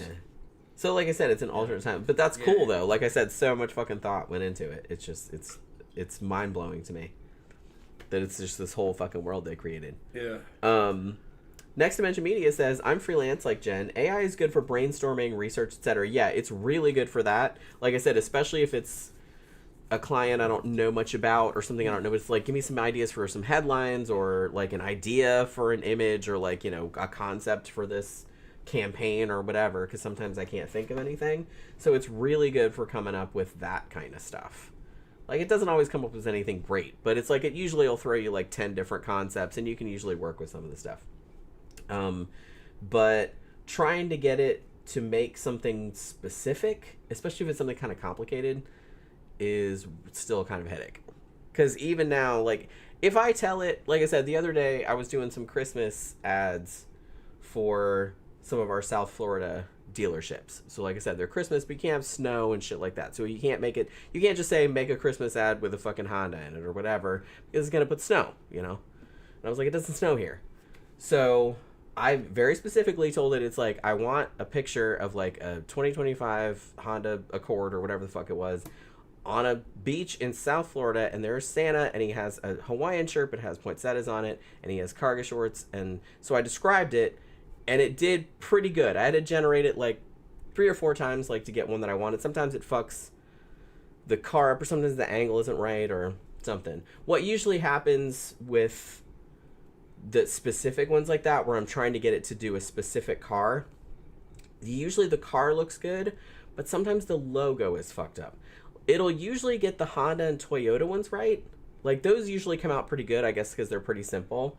But if it's like, I've noticed that I've had a lot of trouble doing Kias, because I work for a Kia dealer also in South Florida.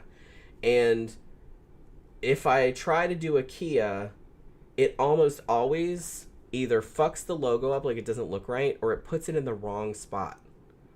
Because Kia has a couple different models, and like sometimes the logo is in the grill, and sometimes it's kind of on the edge of the hood, and they get it wrong like pretty much every time.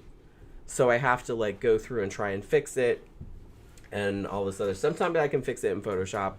if it's not that big a deal. But I don't know. With Honda and Toyota, it's usually easy. It usually gets it right the first time. But for some reason, it does not want to do Kias right. Like, it almost always fucks Kias up. Fucks what up? Kias. Kia? When I try to do a Kia. Yeah. Well, because the Kia logo is the actual word Kia, like in a stylized font. It'll always put it, like, in the wrong spot. Yeah. Like, Weird. it'll put it in the grill when it's supposed to be up here, or it'll put it in the wrong spot. But the other logos, it usually works out okay. You just have to be really, really, really specific. You know what I mean? Really specific. And even then, there's no guarantee. But it is very good for coming up with ideas for stuff like brainstorming, or kind of like organizing.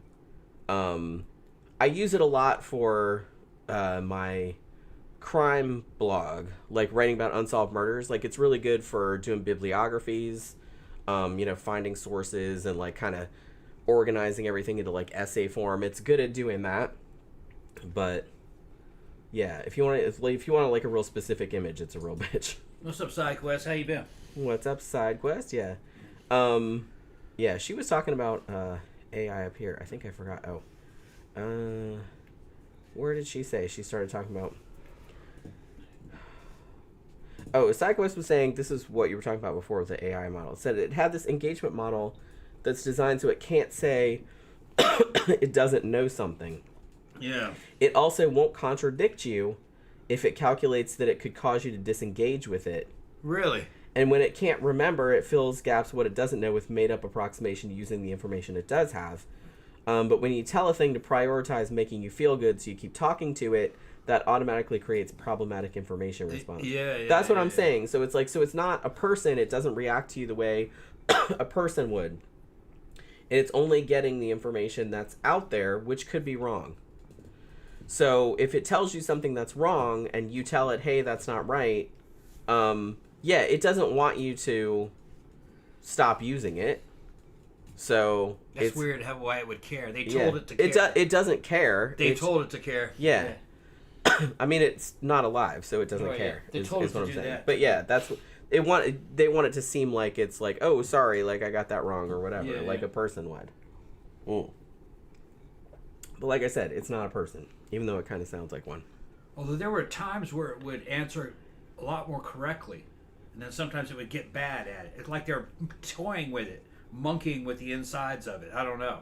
And then it'd come back and it'd be a little bit better.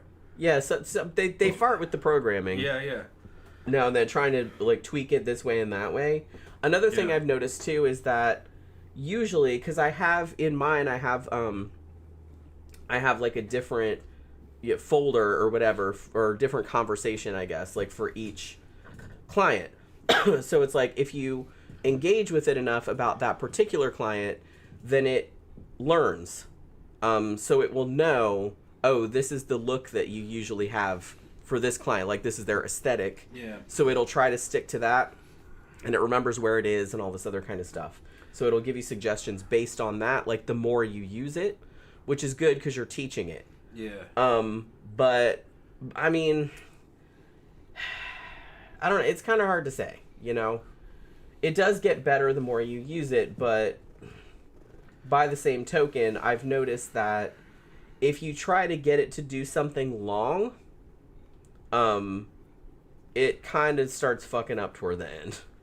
You know what I mean? Yeah. Like, it'll start speaking in these, like, really clipped sentences, and, like, it's getting tired. I've noticed that. Like, if I'm like, hey, write an essay about this, or put together, like, an hour-long presentation on this, like, just so I can get, like, all the information organized, and it'll do, like, the first bit is okay, like, it's really detailed and everything, but then, like, about 5, 6, 7 paragraphs down, it starts not, like, there's still information, but it starts making bullet points and short little sentences, and, like, not, like, an essay, kind of, I've noticed that it does that. Remember that movie Companion? Yeah. I was talking to that French guy, and he didn't ever think it would be that good in that movie Companion. But what they were talking about in that industry... Great movie, by the way. Great movie. You should see it. It's really good. What they're talking about that industry is they said that the projected cost of this thing is going to be relative to like close to like what a car would cost. 20 to 30 grand. Right. And a dude probably wouldn't pay that just a sex bot. So it's going to have to be multiple functions. It's going to be older guys buying them, and they're going to be doing the functions of a nurse. And a maid. And doing laundry. Yeah. And doing stuff around the house. And fucking being they want a wife bot, essentially. Basically, or a nurse bot. Yeah. It's a nurse bot. Yeah, he can fuck it if he wants to. They'll get busy. But evidently that's not. They don't think that they think that that's a waste of the ability. Because if it could do that, it could do other stuff. So you might as well make it a nurse also. Or a teacher. Where it's in your house and it could tell you a story or tell a whole book. That'd be easy. Yeah. You could read that online and just tell it to you. Or, give you an injection or keep up with your medication. Would know what time it is you have to take your pill. Help you run blood pressure. Make sure you're fucking getting out of bed. Pull you out of bed. Change your sheets. Put you back in bed. Make sure you're taking a shower. Because you might be suffering from dementia. You have real people coming in and checking on you. Yeah. But But when they can't be there, that's somebody that never gets tired. Yeah, they don't ever get tired. Doesn't have to get paid and right, shit like that. Right, stuff like that, and so that would be a positive application of it, actually. Well, it's all positive. Yeah, that they could take care of a person. Here's another thing. I think a lot of women get pissed off by this sex bot idea. That's going to get a lot of fucking dudes off the market. All right, and it's the dudes that can't get anything anyway. And that's what this dudes you wouldn't want in the first place. Dudes you don't want. You're right, yeah. Because they're the ones that are crying about, no girls will date me even though I never shower and I weigh 400 pounds and live in my mom's basement and I'm covered with Cheeto dust. Yeah, that kind of They should just love me for who I am. Yeah. And there's a lot of people like that. It's those kind of dudes. Nobody wants like those. That. And they have women that are like that. Well, yeah, there's lots of people. There's lots of people like that. She wants her a big old beefcake, and they'll get her a little beefcake. He'll fucking talk to her all day long, make sure she washes her stinky ass in the fucking bathtub. Fucking wash your stinky ass. Yeah, and takes care of her and fucking and plows her. And if somebody breaks in the house, he'll fucking fight for her.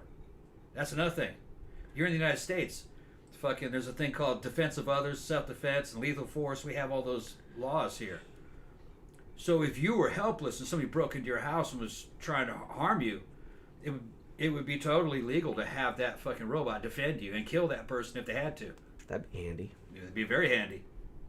But well, see, that's another thing that I think all those kind of whiny incel dudes don't realize. Like, well, wait till we all have sex bots and then you'll be sorry. I was like, you think? No, they won't. You think women? You think women wouldn't also kind of buy those? They're gonna have those also. They might. I don't know if I'd. Well, I don't know. I don't know if I'd get one, but I think it's gonna be mostly people. But like I said, young women aren't gonna be interested in that. That'd be something. Maybe older women. They've already been divorced. They've already had kids, and fucking. They need somebody in the house instead just like a companion. Instead of having a guard dog, you got this fucking. And having to put up with like a real man leaving his stinky socks everywhere and shit. Like, you know what I mean? Right. And instead of having he'll just do what you want. Instead of having a big ass fucking Doberman in the house to fucking protect you from fucking somebody who's sneaking in through your window at night. No, you got this fucking 6 foot tall fucking robot. Yeah, I'm like, we have money too. We could also buy them if we wanted them. What's that? I said women also have money and could buy them if they wanted them. Yeah. And two, like I said, most of the dudes that be like, well, I'm taking my sex bot and going home, like, no one would really want to fuck you anyway. So. Well, there's no reason to be hateful about it. I'm just saying it's true. Well, it's true. Hypergamy is a reality. Most women are chasing the top 20% of the guys. Women that aren't chasing anymore, they're just not chasing. Okay. There's only half of the men that ever live have children on a global basis. So well, that seems to be enough because there's a lot of people on the earth.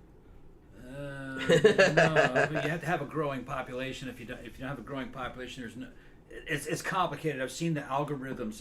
I can barely explain it.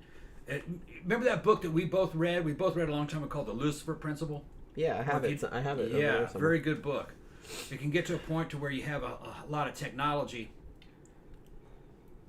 but there's not enough people to run that technology, so the fucking civilization starts to collapse. Because you had all these people and you built all these nuclear power plants, but 2 generations later, there's nobody that can run those plants anymore. So you got to shut 4 of those power plants down because you don't have enough people to run them. So now you can import other people and you can do AI, and that was one of the reasons why these fucking oligarchs wanted to say, well, let's just go ahead and get rid of the people now. You know what I mean? Like, yeah. Why waste time? Why waste time? Let's just go Look ahead at all and get these rid of pores. them now. We'll replace them all with fucking, with, you know, AI robots and fucking I don't know, like I synthetic said, people. I know? just... Okay, I don't know. So, okay, I'm not anti-human. I'm pro-human. I wish that we would have growing populations, fucking growing economies and space travel and fucking interplanetary fucking colonization and spread into fucking, you know, maybe platforms that, you know, that you can live on that go around the earth. There's, you know, traveling to other stars. That really should, something like out of Star Trek is the way it really should be. That's what we should I do. agree. We should have done that by now. I'm very disappointed that we have not. But like you said, I would consider myself a humanist. I am very pro-human. Yeah. It's just that humans as a whole tend to disappoint me at large. I wish they would be better, but they seem determined not to be. And that's because they're not all the same. Then it becomes uncomfortable because now it goes back to fucking genetics, and then you start getting into fucking, you know, well, which genes should survive and which should we promote and which should we try to extinguish? Well, no, I'm not even getting into that issue. I'm just saying that the reason why I'm not upset about AI, and I understand like what people that are like freaking out about AI, it's like, oh, it could be the downfall of civilization. It very well might be. But on the other hand, I remember that was said about every other new technology that came along that was kind of like that upended like a lot of society, and everything worked out more or less okay. So so I'm just kind of waiting to see what happens, because I kind of feel like we have a really bad track record of predicting how technology is going to affect society as a whole. It never ever works out. Yeah. The way people think it's going to. Yeah, it's usually not as catastrophic as they think. I mean, because humans, for all their flaws, are very adaptable. I fucking read I was watching somebody who read a quote from a Japanese guy who visited the United States when Edison first started fucking making electric light bulbs. And he saw this big exposition at one of these world fairs where they were lighting shit up. Yeah. And this Japanese guy's going like, this is insane. This is extremely dangerous technology. This is the downfall of civilization. Right, because they always say that. They're like, you will now disrupting the natural balance between fucking light and dark. And that people will be working so many hours in the dark that could fucking strain their minds, you know. So he was reading into how unnatural electric lighting was and how that would change everything. It did. You could work a night shift. Yeah. But that just meant night shift. You might get night shift. Yeah. They didn't have that. Which I did for a long time. Yeah, night shift. But night shift wasn't the end of humanity. No, I actually quite liked it.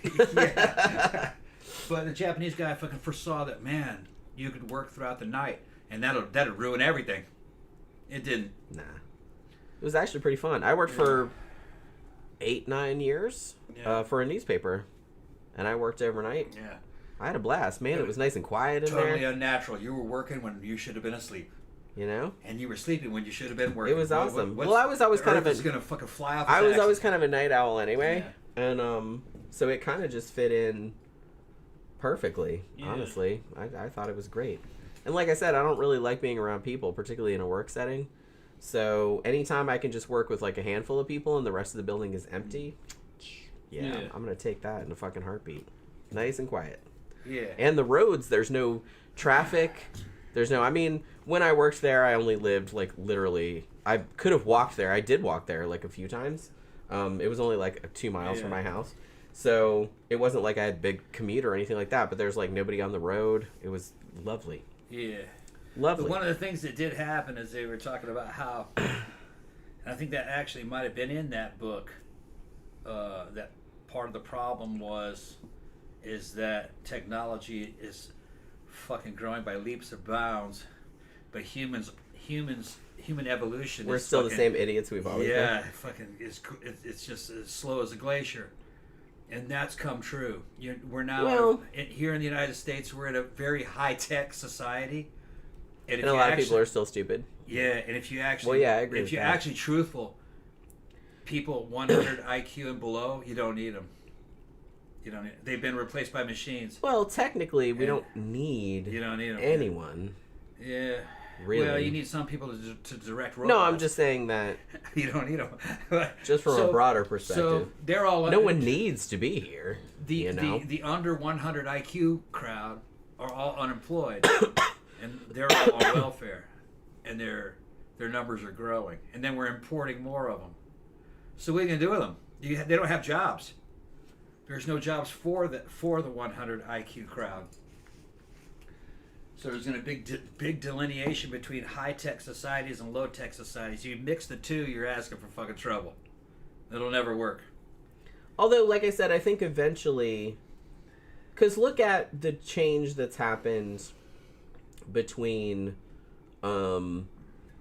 we've noticed something just going down to the McDonald's down the street. Yeah. You see boomers come into the McDonald's. Yeah, that's weird, man. Do they go to the kiosk like a normal person? No. No. They go up to the where no one is. Yeah. Because they're all back there cooking. Go to the cash register and try to order. Like, technically, yeah, you can order there. You can order there, but they treat you like you're a child. Yeah, they're just like, oh, one of these, huh? Oh, okay. Yeah. Just go to the kiosk like a normal fucking person. And it's funny because... Or order on the mobile app and then, have them bring it out to your car. And what's funny is that it's usually it's a redneck, and he's maybe my age or a little bit older. And he's totally out of his element. What the hell going on here? And everyone else just walks in. So, there's a fucking robot right there. You give your fucking orders. It's easy. You just press on the button. Big buttons, pictures, and everything. Yeah. You're doing the same thing the server does. So easy. Back there. That's all. And these are the same people that cry about, why should we give them money for doing blah, blah, blah. I'm doing their job. Yeah, well, if it's so easy, you fucking do it then. But they won't. You can't do it. Yeah. You can't do it because you're stupid, apparently. Yeah. So and you have a cell phone in your pocket, and for some reason you can't do that. Just order on there. Yeah.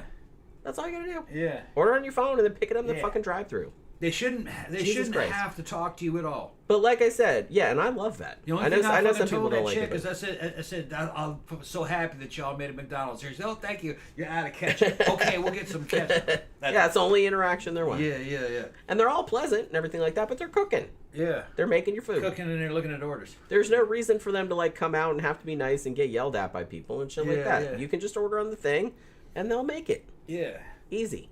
So, but what I'm saying is that people, Gen X, like our age, we grew up on the cusp, so we grew up for a long time, probably until our teens and 20s, where there really wasn't computers or internet or anything like that. So you had to kind of do everything the old-fashioned way. But then we sort of had to adapt to, we kind of saw it happen in real time. In our 20s, yeah. But kids nowadays grew up with that. They don't know any different. Yeah. So it's just natural to them. It's not weird. So like I said, boomers, people older than us, like our parents' age, seem to be largely having a hard time adapting to the new shit because they're like, I'm too old for this stuff, and they don't want to do it. The only thing that fucked me up about the robot is I made my order and went to pay, and I'm looking at the bottom of the screen trying to figure out where to put my card. and there's another box over there where it's not scan. I mean, honestly, I told him, I was like, well, cash. To be fair, probably you should put a sign on it. Yeah, it because it doesn't look like it didn't say a thing. Scan your card on that thing right there. It should have showed a picture of it. I was like, oh, that thing, because it did look kind of weird. It didn't look like it was related. It looked like something you put your menu on, even though there's no menu there. It didn't look like it was related. Yeah, it didn't look like it was. So related to be fair, probably just you should put a sign on that. Yeah. To say you should probably do that, but yeah. That was because I think you paid cash, right? And nobody. No, I was trying to scan my card.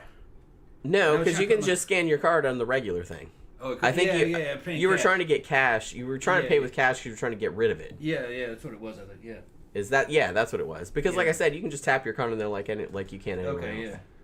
But yeah, you were like, I'm gonna get rid of this cash, Then it's like, it says you can pay with cash. Where the fuck do you put it? Yeah, I was trying to put the cash in the bottom of the screen. That's right. Well, it looked like there was a thing that you could put the cash in, and you're like, what the fuck? This isn't working. Yeah, there's like a strong box. And then he's like, no, it's like a box over here. There's like a strong box there. But it doesn't looks look like an ATM. Yeah.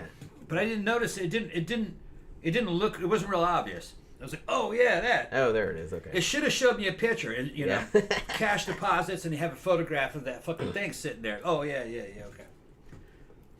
We figured it out. Yeah. But like I said, I know a lot of people don't like that. But to be honest, I'm an introvert, so I am so fucking happy that life has evolved to a point where I have to interact with as few people as possible. I love it. You can order on your phone and go down there and go get it.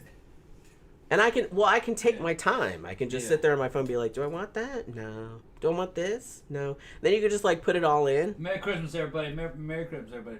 And then you just go down there and get it, and it's ready. I love it. It's so easy. So I don't understand why people are so cranky about it. Like, I love it. Drags, there's nothing wrong with sub 100 IQ people. My wife is a pilot, tarded, leading a kick-ass life. That's straight out of fucking Idiocracies, exactly. Yeah. She's tarded. Yeah. Oh. She's living a kick-ass life. She's an airline pilot, yeah. I don't really have it. And honestly, yeah. I don't know. Like, IQ tests are dubious at best. I've known a lot of dumb motherfuckers. Well, yeah, but it's just like they measure a specific kind of thing. You can be smart in other ways besides that. You know? Yeah, I did good on that shit. Yeah, you did good on that shit. Problem solving is problem solving. True. There's some people that just can't solve problems, and those people become problems. The less problems that they can solve, the more of a problem that they become. As Grabbers, he's a cop. I've seen some dumb motherfuckers get arrested and then get themselves killed over nothing, over a fucking bad license plate. You know, just because you're too fucking dumb. Which don't get shot over that. Come on. Yeah, you got shot over a fucking license plate. They're not going to take you to jail over your license plate being expired. Yeah, I've seen some stupid shit. You know, unless you come at them with a bazooka or they got people that, it's just a high-tech civilization and a high-tech lifestyle is going to weed out people that can't handle it. Yeah, Gramper says, yeah, we're hairless monkeys with a godlike ability to end civilization. Yeah. I know, it's kind of something, and it's kind of exciting, in a way. You know? Yeah, mankind at its greatest is just a killer ape. You know, very intelligent killer ape. Yeah. That can talk. Yeah. And that's not a bad thing. Yeah, it's not a bad thing. It's just true. That's just true, yeah. We're very much like the other primates. I said, our greatest strength is that we're adaptable. Are we endlessly adaptable? No. Yeah. Obviously. And some people are quicker on the uptake than others. So when new shit comes along, some people are going to pick it up much quicker than others, and some people are going to be left behind. Okay, look. And that's just how it works. Here's some shit that Jen can attest to from me. Because of what's changed just in the past fucking 40 years. I remember the old South, okay? Back when this place was just swarming with insects. Every fucking light at night was a cloud of fucking insects around it. And bug zappers. Yep. Bug zappers everywhere. Me and Jen were driving back, and we were driving one time, and a deer came with her little fawn and stopped at the side of the road, and all the cars stopped, and she crossed and the baby crossed together, and then the cars went. That fucking deer knew to stop. Mm-hmm. And look. And look both ways, and let the cars stop, and then her and her baby could cross. She learned that from her mama. Mm-hmm. The deer that didn't learn that died, and those babies died and didn't have children. So, and probably the person driving the car was killed also. Yeah, or damaged the car, pitched the car, it fucks your car all up. It really does. Okay. Deers are very large and very heavy. And I've been seeing that and videos of that in the South on Instagram over and over again of deer in whole fucking little packs with their young'uns and everything. Stop and look both ways and wait for all the cars to stop, and then they cross. Which means the deers have gotten smarter. Hell, I've seen the sandhill cranes doing that. Yeah, well, in Florida. Birds are smart anyway. Birds are a lot smarter. Birds are really smart. Birds are very smart. Scary smart. Yeah, they'll wait till everybody stops and then they cross. And they go, okay. All right, now we can go. Because they travel in family packs also, sandhill cranes do. Yeah. If you're not from the South, sandhill cranes they're big. Are these giant, they're 3 or 4 feet tall. Like a little stork. Yeah, like a stork. But they're gray and they have like red feathers on their eyes. They're really pretty, actually. And they travel in family packs. It's usually a couple, like a male and a female, and their children. And if you feed one, they will remember you for years. Forever. And they will come back to your house like every season when their kids are born. When their kids are born, they come back. And they'll knock on your door with their beaks. Baby. We have had it happen. Yeah. And you go, wait a minute, bitch. You were a baby last time I saw you. You're like, now now you're I'm coming grown. Bringing me one of your babies because they remember all the houses that fed them. Yep. That's why every neighborhood, our old neighborhood, said, do not feed the sandhill cranes. They'll remember you. And that's why. And they'll be knocking on your windows and doors with a beak. Pop, pop, pop, pop, pop, pop, pop, pop. That scared the shit out of me. I was in the office in our old house, which had... My office in the old house was like in the back of the house, and there was like the back of the house, and there was like a little bathroom, and then there was like a door to the backyard. And somebody banged on that back door because it was glass, like it had glass pane in the middle. And I was like, who the fuck is that? Like, nobody ever opens that door. The cat tree was there. We didn't open it. And it's just like, and I looked out the fucking blinds, and there's sandhill cranes. There's like 4 sandhill cranes standing there. And he was like, bump, bump, bump, bump, bump. Hey. And another one that's gotten, and I'll even quote some shit that somebody sent me. Another video that I saw was a line of cars in the pickup to Dunkin' Donuts. And in between the cars was 3 raccoons. Yeah. As the cars move forward, the raccoons move forward. This is how we do it. That's how they do it. When they got to the window, each raccoon got a fucking... got a one donut. Because they gave him a donut. I would also give them a donut. And they all ran with a donut in their mouth. And it was one after the other in a line. They waited their turn. They knew about this thing about getting in a line and waiting your turn. Yeah, they understood. Animals are not dumb. Yeah. At all. That if you get in line and you wait your turn and you're good, you'll get a donut. And then they ran. Shh, we got it. We got our donut. Yeah. And then... so cute. But they said that one of these universities in... I think it was in Texas. Or no, it wasn't Texas. Tennessee, I think it was. Said that they've been capturing raccoons in areas around Tennessee, in cities, and measuring their snouts. And over the years, they've been progressively getting shorter. Making them shorter, cuter. They're shorter than the wild ones. Yeah. And what that means is that some of the raccoons are becoming domesticated. Mm-hmm. Just through contact with humans living in towns. That they're becoming cuter. Yeah. Cuter and acting cute and having a shorter nose. To get stuff. Yeah, you get food. I wonder if their ears will start to get floppy, because that's usually what happens. That's what happens to foxes. Yeah, they become kind of domesticated. Like their snouts get shorter and their ears get floppier. Yeah. To make them look cuter to humans. Yeah. Because that's, from a natural selection point, that's selected for. Yeah. Because they look cuter, and so they're more likely to get food from humans. The city and town raccoons approach doors and roll on their backs and wave and act cute and ask for food. Yeah, because it works. And the ones the ones more in the wild aren't doing that. No, well, why would they? And they're just they don't have to. So it's getting to a point where you could probably say that raccoons are now domesticated, so you could have them as house pets, and evidently those actually make good house pets. Because there are people that have them a house, they just looking. Like I said, I think I've said this before, but the newspaper I used to work for on the night shift, it had a little family of raccoons that lived in the park. It was a newspaper, and there was a bajillion people worked there, so it had a massive, massive parking lot, and it was kind of woods around it. Where is that raccoon? Yeah. Where is that fucking? Hold on, let me see if I can find that. Grandpa's is faking. Oh wait. There it is. There he is. I just thought I'd put that on there. I haven't done that in a while. But yeah, so there was a little family that lived there. It was a mama and her babies. And there was a girl that worked on the night shift also, and she would save part of her food, and when she went out on a smoke break or whatever, she would have it in a bag and she would give it to the raccoons because they would come up. And so the raccoons learned to associate anyone coming out in the parking lot at night with food. So when you came out, like to go to your car at the end of your shift or whatever, there was a little family of raccoons would come like toddling their way up to you with their little hands out. Like, hey, what you got? You got any pizza crusts or Little Debbie's, Pop-Tarts? I don't care. Like anything. It was like so funny. So a lot of people like saved food for them. They were getting like super fat. But like I said, they were so cute. They had little people hands. You can't resist that. Sorry. But is that, I don't know. That's just really funny to me. But any animal that's going to grow up, it's the same thing that happened with dogs. It's the same thing that happened with any animal that got domesticated. They learned that being around humans and acting a particular way got them rewards.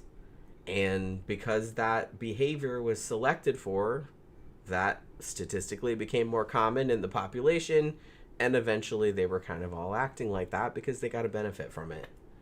So that's how natural selection works, obviously. So like I said, they've seen the same thing that's happening with raccoons.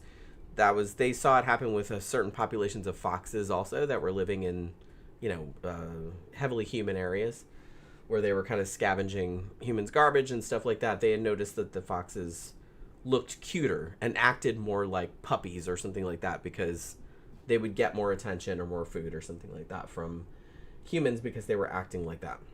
So it's kind of the same thing that's happening. But from every video I've ever seen of like people interacting with raccoons, I mean, they're darling. We had a couple at our old house that used to come around the backyard sometimes. And our cat Beijing, when she was out on the back porch, she just thought they were the coolest things ever. She's like, what are these weird looking cats? Yeah. She would like hang out with them and say, look at the tails. Neat. What are you talking about? Beijing and the raccoons. Oh yeah.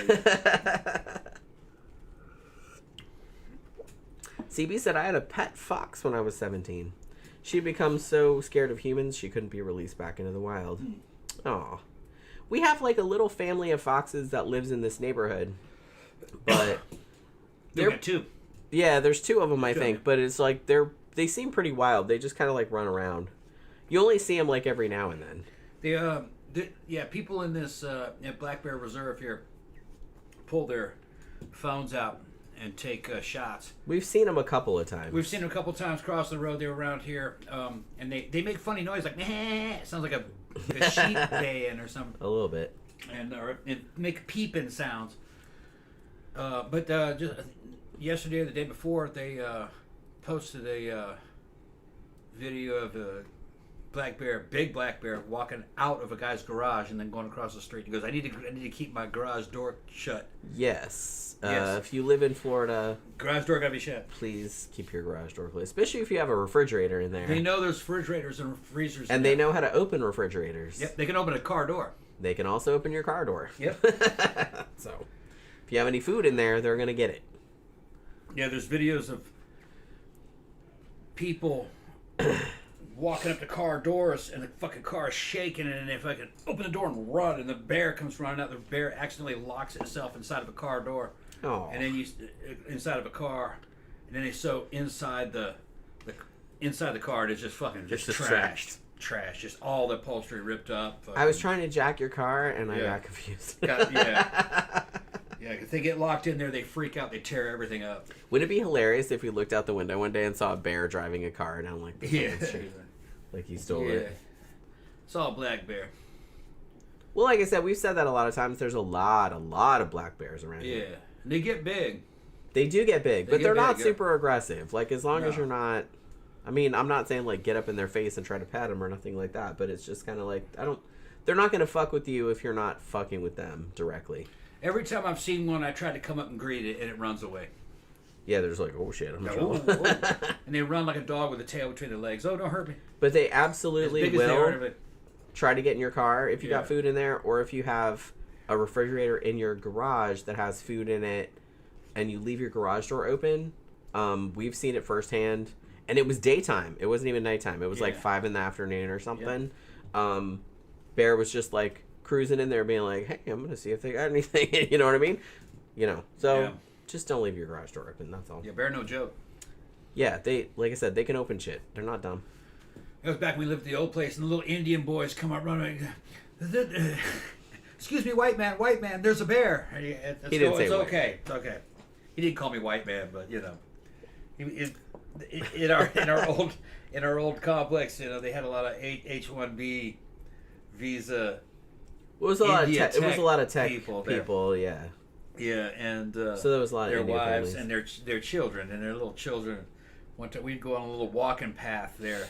It had a little trail. It was real nice behind the house. We'd go walking out there, and had some kid running up on me on a bicycle. Just saw a bear.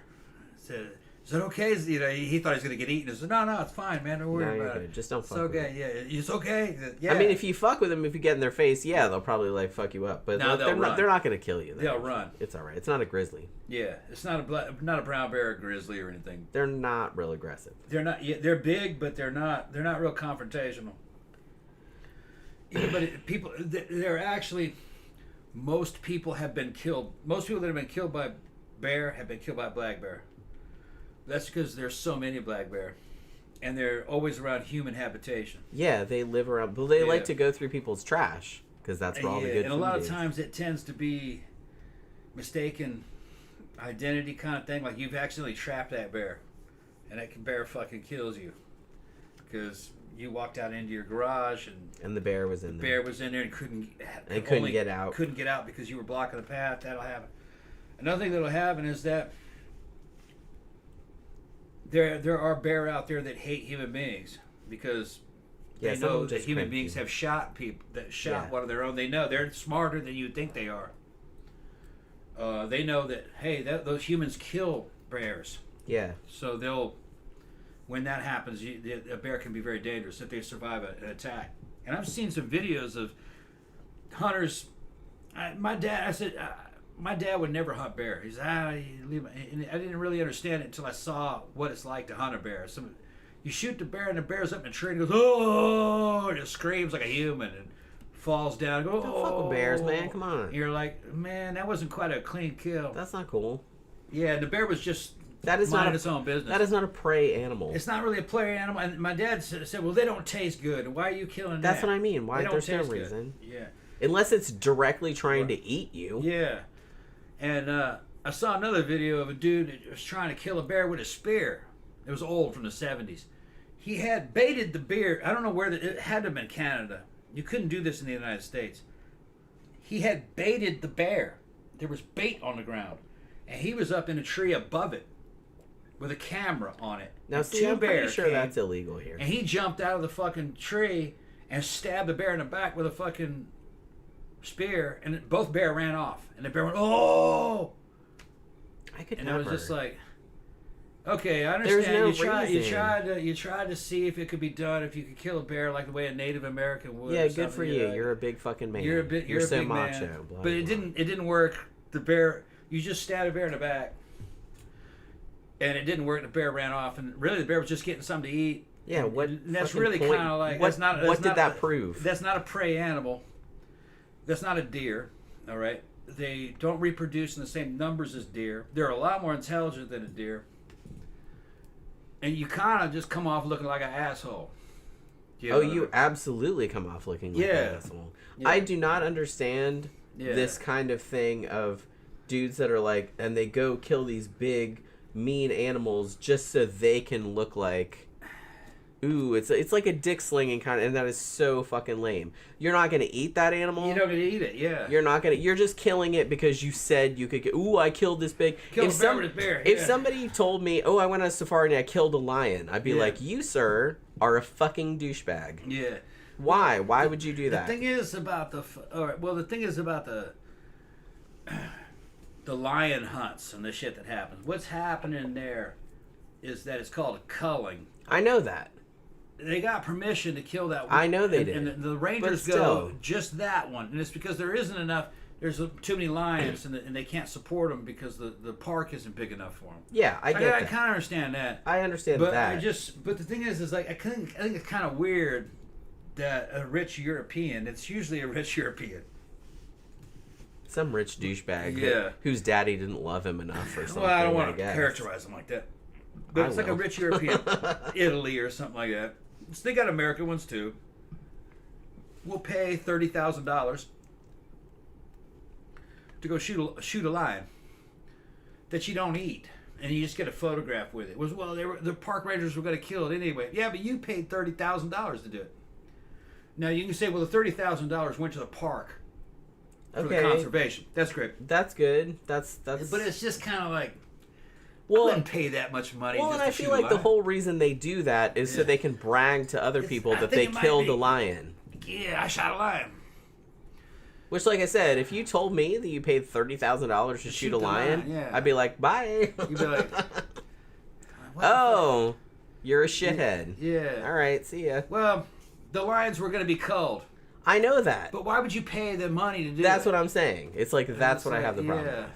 That's what I have a problem with. Because I think... Because they're just doing it for bragging It's rights. a big cat. Because they think it makes them look like a big man or macho or some shit. It's a big cat. All right? Like, they're just doing it to There's impress other people. There's no real difference between a big cat and a little cat, other than the size. If a fucking domestic cat was the size of a lion, it would eat you too. Probably. All right. Oh, I have no doubt that if Pookie or Bambi was the size of a lion, they would have eaten us. Now, you could take a lion, and this has been done for thousands of years. Ancient Romans did it, and raise them in the house as a fucking house pet, and they're loving animals. They act just like a regular kitty. They act just like a regular cat, and that they've accepted you as part of their family, and they trust you, and you can play. And they're very mountain lions, all of them. They're not very fierce. As long as they don't see you as food. long as they know you, they're not fierce. They're very loving animals, and they like to lay around and be petted and pet you. And I just not really, I think it comes from an earlier age, of fucking where anything that's big and looks like that is ferocious, so therefore you might have to kill it. And if you kill it, it makes you a badass. Like you're better than that animal. Like you've achieved dominance. You're more fierce than a lion. But the thing is, they're not that fierce. No. Now in the wild, people, you could drive around on a fucking Jeep out in Africa, and a lion could try to pull you out of there and eat you. But it sees you as food. Now, in that kind of situation where you're like, look, I was just driving around in Africa, minding my own business. Yeah. And this lion jumped in my car and pulled me out. I had to shoot it. Yeah. Like, otherwise different. he was going to eat me. Yeah, that's different. Different. That's different. And the same thing, we've talked about it. We've talked about it on the show where they had some lions that ate several hundred Indians. Yeah, they made a movie about it called The Ghost in the Darkness. Yeah, down in India. Okay, and it's because they were building a railroad. Well, that was the Africa. The lions were fucking following. Yeah, they ate a bunch of people. Ate like 100 of them, 200 of them. They're like, man, these humans are delicious. Yeah. That's kind of a different situation. But the thing is, though, is that just because those lions were eating people doesn't mean that those weren't good cats. They're just doing what they do. They're trying to get some food. You're just meat on two legs, bro. If they knew you, they'd be cool as shit. But they don't know you. They don't know you. Like I said, you just look like a little walking chicken leg, like in the cartoons. So it's not personal. Nothing personal. But the thing is when a dude is selecting for this kind of kill, it is kind of personal from the guy's point of view. That's not the way the cat sees it. The cat's just trying to make a living. Yeah. It got to feed its babies and feed itself. Yeah, they got a family just like you do. Right. They got to eat too. Right. And I'm not anti-hunting. I'm a hunter. I grew up as a hunter. But I hunt game animals. Animals that you eat. Yeah. Which is deer. I mean, that's caribou, kind of the whole point of hunting, really. Is to eat. I don't really see the point of, like, sport hunting where you're just hunting to, like, mount the shit on your wall and not eat it. Yeah, that's because pointless. Game animals evolved to reproduce in large numbers because they were always being eaten by other animals. So they evolved to be able to take that blow. And the way we used to do it, you can't bait in Mississippi. All right, but what you can do is when you have a claim, we had an entire hunting rights on a bunch of Masonite Corporation land, logging land. We plant a bunch of ryegrass, fucking transplant acorn trees and shit, all the things that deer like to have. So you're not trying to wipe the deer out, you're trying to fucking attract a deer and let them multiply in large numbers. And you're just taking the ones off the top when they get older, mostly the males. And you want the females there because that attracts males. Now, as a female gets too old on certain days, we call doe days, and that's all regulated by the state. You could get the older does too. but you don't want to kill any young does. It's the same thing. It's the same thing as like cattle ranching, except it's a lot more natural. They're living a normal life in the zone. They're not trapped. There's no fucking fences. They can come and go as they please, but they want to come to your area because you have a good habitat for them, and you're only taking the ones off the top, and you're eating and keeping yourself fed, and the numbers of deer underneath you on your hunting grounds is growing and growing and growing. And in Mississippi, you couldn't sell any game meat. It's all just for your own consumption. So it's not like farming where you're raising cattle for slaughter in large numbers. It's not like that. It's a lot more natural. You're just attracting deer, letting them grow to large numbers, and you're culling some of them off the top as they get older. And we were mostly in a competition to how many points you're talking about. You know what I mean? We'd have rules like we didn't shoot any bucks that were fucking under 2 point, under 4 point. If it was a 4 point, which is a 2-year-old deer, you could shoot that because the chances are he's reproduced already. But we were really looking for 6 and 8 point. We saw spikes running out there, a little 2 point deer. Nah, let him go. He hasn't lived long enough.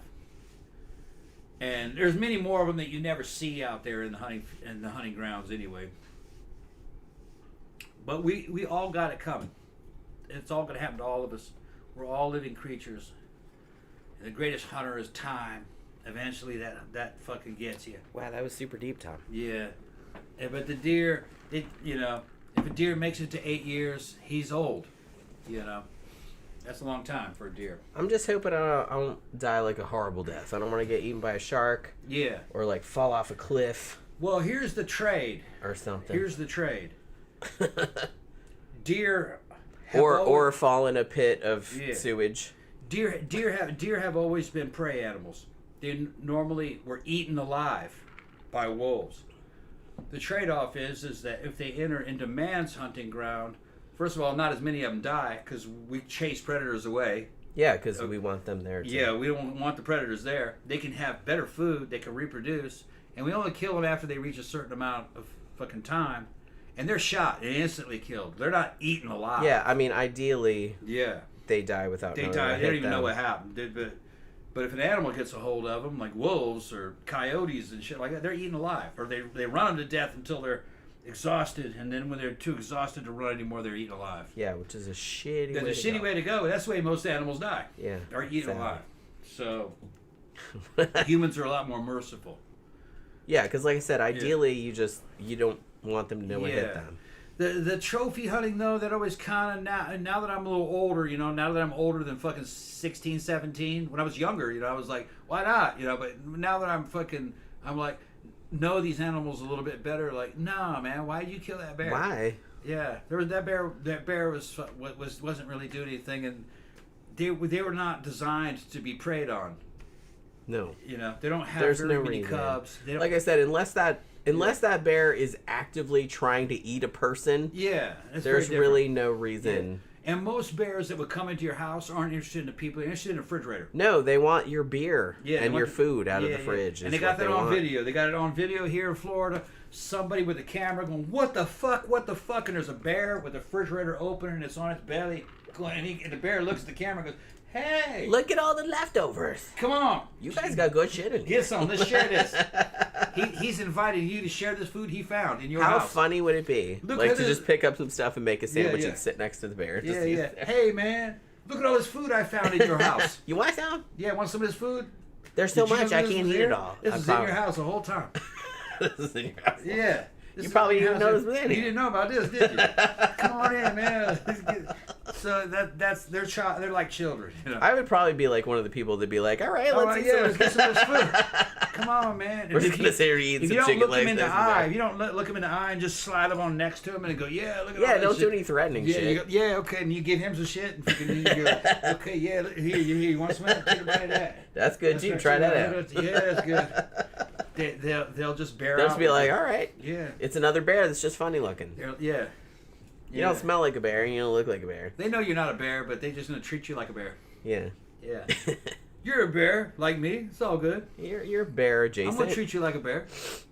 Rickshaw says fall off a cliff, then get eaten by a shark. Yeah, my worst fear, like seriously, the worst death I can possibly imagine is being in a plane that starts to crash and starts plunging toward the ocean, and I'm aware the whole time. And then I live through the plane crash, like the plane crashes into the ocean, and I'm still alive, but I'm still kind of hurt. And then I'm in the ocean, and then I get eaten by a shark. That's the worst death I can imagine. Because those are my two biggest fears. Plane crash and getting eaten by a shark. I'm sure there's worse shit, but that's what there's a lot worse. Well, I know that, but that's my personal... That's what I'm scared of most personally. You know? CB says, Tom, did you see the zombie deer on YouTube? A hunter shot it didn't kill it, and half it backed away, and its bones were visible when it was walking past the camera. No, I didn't see that. I think I know what you're talking about, but I'm not sure if that was that fake? The thing is that there's a lot of bad shit that can happen to animals that you wouldn't see in the human realm because we have doctors. I've seen a monkey walk around eating with the other monkeys, and from the elbow down it was just bones with the hand gone. And what happened to him is, he got electrocuted and his hand fried off and fucking, but his forearm bones were sticking out of his hand. Yeah, but he was alive still. But he was still alive, and he was just, you could see his bones sticking out. And that kind of shit can happen to deer. They can have an injury, and there's kind of like gangrene. Bone can get exposed, and then it stops rotting, and it kind of fights the infection off. But they still die. It's just that it might take a year or two. They eventually die from that. And we don't know how much pain they're in either, because they can't talk. Yeah, I don't know how. Animals can feel pain. They react to it. Yeah, of course. I don't know how they rationalize it. I don't know how. I think maybe what ends up happening is that shit like that, the nerves start dying. Maybe. So maybe they don't feel it as much. Just maybe might feel like a dull ache. I don't know, because they seem to be acting kind of normal, but you might see some exposed bone on them. Maybe they're just trying to Well, and the thing about it too is that just from an adaptation point of view, you can't act weak or sick in the wild, or you're going to get targeted. So they've probably learned, and I mean, I've even heard this about domesticated cats, and that's why you have to take them to the vet so often, is because even if they're sick or they don't feel good, they don't usually act that different. Yeah. Because they're used to, in the wild, you can't show any weakness. Yeah. So it's so if you have an illness or a weakness or something, you can't show that, or you'll get targeted by predators. So, so there's that. That's something I kind of think of about a lot. Yeah, but I didn't see that video. I'd have to see it before I could tell you exactly what it was, but it might have been something like an injury, and there was some gangrene involved, and you see some bones. Man, the dude shot it, and I don't know what he shot it with, and so that and I don't know where the hit landed, and maybe it didn't land. Could be he shot at it and it didn't hit it, So I'd have to see the video. Remember when we were at the old house? I've seen a video of a deer. This is real. Somebody shot at it with a 50 caliber bolt action rifle. It's a 50 BMG, 50 Browning machine gun, pretty large. Anything bigger in the United States would be considered a cannon. And it grazed the deer, didn't hit it, but still killed it. It went so close to its head that it knocked an eyeball out, and the concussive shockwave killed the deer. That's a very major caliber. So that's weird. Saw an animal fucking killed by a bullet that didn't hit it. He tried to give it a headshot with a 50 cal bolt action rifle, but missed by a few inches. Went above it. At least it died though. And you could see it. He had it on camera. And in slow motion, you see kind of like a weird shockwave around, and the eyeball being kind of semi-sucked out a little bit, and the animal just dropped dead like he got hit in the head with a sledgehammer. And then they went up to it, and there wasn't The eye was kind of hanging out of it a little bit, but there wasn't any impact on it. Well, like I said, maybe it didn't. Shockwave. Maybe it didn't know it hit it. No, I had no idea. Immediately knocked out. But it was just killed by the shockwave of the bullet, not the bullet. But do you remember when we were at our old house? Yeah. And we looked out the sliding glass doors deer? in our bedroom. Yeah, you know what I'm talking about. Deer with the and there was a deer. Front leg hanging. Yeah, and it kind of limped over and sat down. Yeah. Like in the grass right by our back porch. Yeah, I couldn't help it, though, and I couldn't kill it. It was in the city limits, so I couldn't shoot it. Yeah, I don't know what happened to its leg. It had busted and turned around backwards. It was like, it was all got hit by a car or something. I don't know if it got hit by a car or it got tangled up in a fence that it tried to jump and it broke its own leg. God, it was horrible. And it just sat in our backyard. And like we called animal, like, what can we do? Can we shoot it, like, to put it out of its misery? They said, nah, it'll die on its own. Just let it go. And I was like, man, I don't want to do that. And like, but eventually, like, it did kind of limp off. But I was like, man, that's so fucking sad. Yep. I didn't really want to think about Tom shooting it either, but it's just kind of like, man, she's not going to live long like that. I would have done it, but there was too many houses around, and people would have called the cops. Hey, somebody's shooting out here. That's why, like, we called about it. And then they would have found a dead deer in my backyard. And we're like, well, what should we do? Like, you know, she's sitting right here, and her leg's all fucked up. It's like backwards, and she's sitting here. Yeah, I asked if I could shoot it. He's like, can I shoot it? It's like she's clearly. And they said no. Not gonna live like this. I said that. And they were like, no. But I mean, well, the neighborhood we used to live in, you know, the houses were pretty close together. So obviously they don't want you discharging firearms wouldn't be that like close that to here. someone else's. Here you probably could because it's larger lots. I just would have done it without talking. But there, the houses were pretty close together. And there was still plenty of good meat on that deer. It's just that it was out of season. I don't know how it was heartbreaking. And you see, the thing is if somebody would call, then game wardens show up. And then there would be all kind of... And I had to explain. It says, well, look at that leg. Yeah, we didn't know what to do. Yeah. Like, you know, we didn't know what to do. Because Tom was like, we need to put her out of her misery. Yeah, it was euthanasia, You know, and I was like, man, what do we... Like, can we do that? Like, there's so many houses. And it's like, you know... And I had a variety of shit I could have used. I could have hit it with a .380 pistol in the head. I mean, I wouldn't have watched, but, you know... I've shot so many of them, it doesn't really... I know, but it's like, it's still... It's a mercy kill on I know it is, but it's like, I still want to watch it. You know. See, the thing is, I wouldn't want the meat to go to waste. Those two hind legs, there's a decent amount of meat there. Yeah, I mean, if you're going to kill it, the wardens could have showed up and go, fucking, this is out of season. You're hunting. I said, well, look at the leg. And then they might have fined you. You have to make an explanation. You know what I mean? This is a... Look, she just wandered into the yard. You're right, yeah. She sat here. Yeah. We looked out the window. Yeah. And she was sitting there. You know? Yeah. And her leg was, like, backwards. I think she got hit by a car, is what I think happened. Or she tried to twist her own leg off. Or something, because that leg was really fucked up. But she couldn't walk on it. Like, she was just kind of like... limping. She kind of went off like that, and it was just, like, hanging. Ugh, it was awful. Yeah, and she was also separated from her pack. Or not pack, but from her herd. Yeah. So she couldn't follow them. Yeah, so it was a bummer. Yeah. But, like, we couldn't do anything about it. We're like, no, you can't discharge a firearm that close to other houses. You can't do this and that and the other. And we were like, well, what are we supposed to do? And then, like, by the time, you know, we were, like, figuring anything out, she had, like, kind of got up and wandered off. But, like, she was just kind of like, ugh, it was so sad. But, like I said, you know, we live in Florida. We live in it's not rural, but it's semi-rural.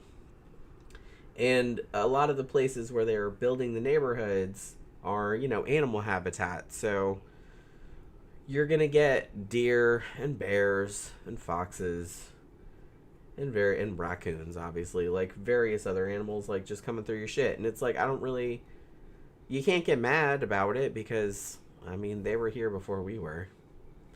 Like I said, the neighborhood we live in now, I don't know if they'd have, because the lots here are much bigger. Like, our lot is almost an acre. The houses where we lived in Sanford, I mean, they were nice houses, but they were pretty close together. Like, out here, it's a neighborhood still, but the lots are much larger. So you could probably get away with it here. Maybe. I'm not sure. We still have an HOA. Who are kind of douches. So I'm not really sure how that would go. I haven't really heard how any of that has gone. That honestly, the HOA hasn't done a great job of making the neighbor 2 doors down from us turn his fucking stereo down, because I think he's on the HOA. Who's that? The guy that plays the stereo all the time. Oh yeah. He was playing it earlier. Did you hear it? No, I didn't hear it. Yeah, I heard it. He's been better. I don't know if he finally clued into the fact that nobody wants to hear his music fucking blaring 24/7. But, he was playing it earlier, but, you know, it was daytime still. It does rattle our walls, but the only time I have a problem with it is when it's like, he'll always do it like on a weekend at like Friday night or Saturday night, or a holiday, and he'll get drunk and he'll blare his fucking stereo, and it's loud. It's so loud. It's not the house next door, and like I said, our lots are big. It's not the house next door, it's the one on the other side. So it's 2 houses down. And the stereo rattles our walls. Like, I'm in here in my office because I'm on the 2nd floor and I'm over our garage. And it rattles the walls, and it's so fucking loud. And honestly, sometimes it's so loud that when we're in the bedroom, like watching a movie, you can hear it over the movie. That's how loud it is. And evidently people have complained about it. I've seen people talking about it on Nextdoor and shit. But he's on the HOA, so people have called the cops on him. But nobody ever seems to really do anything. Everybody calls cops on Everybody calls the cops, like, every time. But they can't do anything until 10. Well, yeah, I know. Like, after 10, like, yeah, it's a noise disturbance. Yeah. He really only does it after 10 on, like, holidays. Yeah. So I'm actually surprised he's not doing it right now, because he was doing it earlier for a little while. Speaking of 10, it's almost 10. It is almost 10. It's almost 10. You know what that means? It's almost time to watch the new episode of Fallout. Oh, shit, yeah, we got it. Yeah. Smug How side. much you got left in there? How much you got left in there? Quite a bit. Okay. Well, I got some here I can share it with you. Like that much. What, you want... You can't drink it all? Well, you gotta wait till I'm done with it, though, before we can go. Look at her be. Look at it. Women's always got a chide view. Chide. I'm not chiding. Chiding. I'm not chiding. I'm just saying that... I'm just telling you what... sass. I'm not sassing. Okay. Just turn. Dudes always gotta think you're sassing when you're not sassing. You're just talking. You're just talking regular. Yeah, we're talking. I'm just talking I'm regular. just playing. I'm not sassing. I'm just playing. You're just... I don't know what your deal is. There's no you know what I mean? Okay. That's good, because I thought there was a deal. That's all good. Okay. It's all good. Smugside is here and said it hadn't been here in a long time. Who? Yeah, Smugside. I remember that name. Okay, yeah. Said he hadn't been here in a long time. I remember the little icon, yeah. Yeah. He said, my neighbors blare their music in the middle of the night often. They had the police call them multiple times, but nothing ever comes of it. Yeah, like, people that would do that in the first place, I kind of feel like even if the cops show up at their house, they're just going to be like, yeah, we'll stop, and then they'll just do it again. Because what do they care? But in our case, this guy, I don't know him. I don't, you've seen him, right? You know what I ain't worried about him. But he's on the HOA, on the Homeowners Association board. Yeah. Evidently. He's rich. Yeah, he's got it's a nice house. He has a nice big house. ass house. He's a real rich redneck who's got a construction company. He's probably in his 45. But man, he drinks and he's just like everybody in the neighborhood. He's got all this everybody for a mile around. Yeah, he's got all this ex-convict labor working for him. He's got a beautiful fucking mansion, fucking enclosed fucking. It is a nice house. Yeah, enclosed fucking swimming pool in the back. He's got the grills over there. He's got cute little teenage daughters that are out there. And he blares the fucking stereo, and he's got a nicely manicured lawn. It's a high class looking place, but you can't give these fucking rednecks money. Okay? Don't give away trash money. They're gonna He's not playing Lynyrd Skynyrd. Yeah. But it reminds me of when I lived in a very working class neighborhood in Daytona. And my neighbor, who comparatively was like right there, like his house was right there, And I worked the night shift, as I mentioned. And this douche would come out every fucking morning, 7 in the morning, working in his yard and blaring Lynyrd Skynyrd and singing along also. 7 in the morning. I was like, dude, I just got home from work at like 3 in the morning. And I'm trying to sleep. You are blaring Lynyrd Skynyrd in my house 4 hours after I've fallen asleep. I am not happy about it. And he's singing, too. And it's right there. Yeah. He's right there. And, like, otherwise... He'll have big parties with all his work crew. Jeez. He was a good neighbor otherwise, so I didn't want to, like, shit on him or anything. He had a big family. He had a whole bunch of kids and stuff. But it's like, he was nice otherwise. He like, oh, I'll help you do this with your house and all this other kind of shit. But it's just kind of like, man, why? Like, you talking why? about that guy? Yeah. Yeah, in Daytona. Remember that little house you saw it? Yeah, you're telling me that I used to live in with my ex-husband. A little bitty house that I had in Daytona. Yeah. It was on a cul-de-sac. Yeah. It was on a cul-de-sac. It was a tiny house. It was built in 1958, so it was a little it was an old house. It was a little concrete block. You can get those houses for nothing nowadays. Yeah, it was little, but like it was just me and my ex-husband, so it was like that was all the room we needed, honestly. Yeah, fucking Florida's very interesting fucking real estate landscape. You got shit that goes back to the 50s here. All right, some of that shit was stone and brick. Yeah, ours was cinder block. Was ours. And then some of the stuff looks like shit out of ever scissor hands. I swear to God, you see the fucking neighborhood. It does, yeah. Looks just like that. And then you had like 70s and 80s neighborhoods. They look like something out of. We almost moved into one of those. It almost looked like something out of fucking Poltergeist or old Spielberg's 80s movie. Yeah. But we didn't go into there. We ended up in the one that fucking was one we were at fucking the one in Sanford? No, the one or the one before. The one in Sanford, yeah. Buckingham Estates. Buckingham Estates, yeah. But we're in the newer shit now. This one's only like 12 years old, 15. No, how old is 15? This house is 15, 12 or 13 15, years old. 12, yeah, I think. Yeah, this big 2-story house on the golf. Somewhere around there.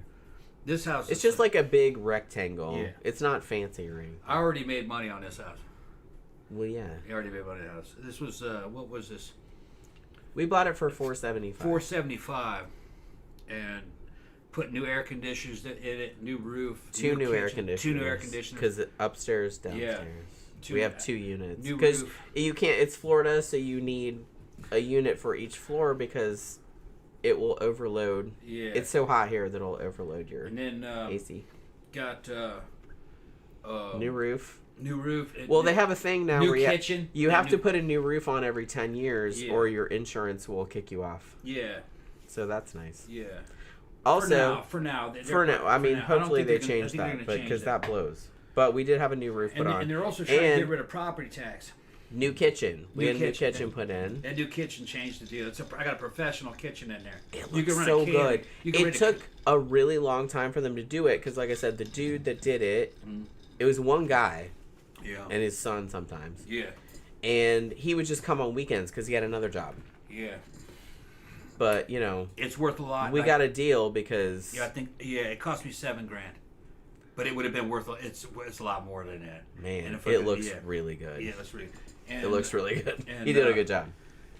And then everything's going up because everybody's moving here and they're building shit right here. I gotta look now, but I think we're getting close to 600,000.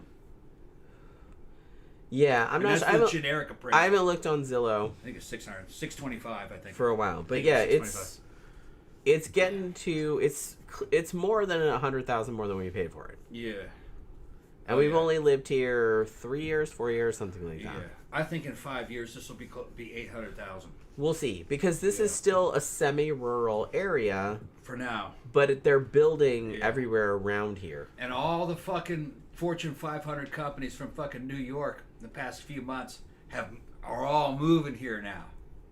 So all the money's from New York is moving here.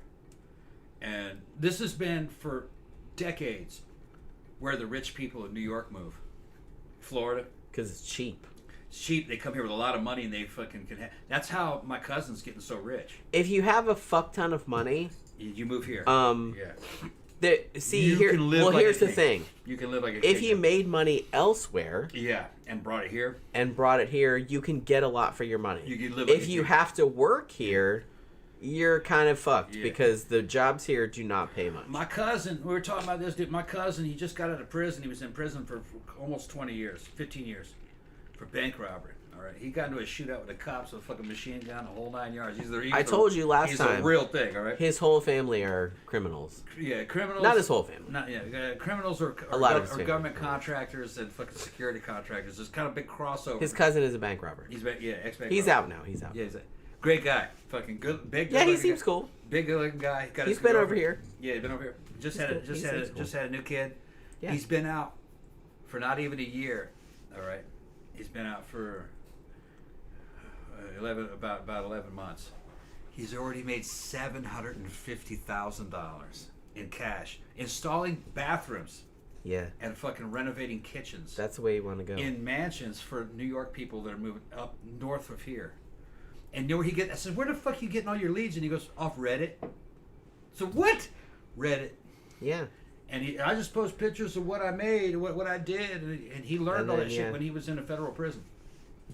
Was how to do all this stuff.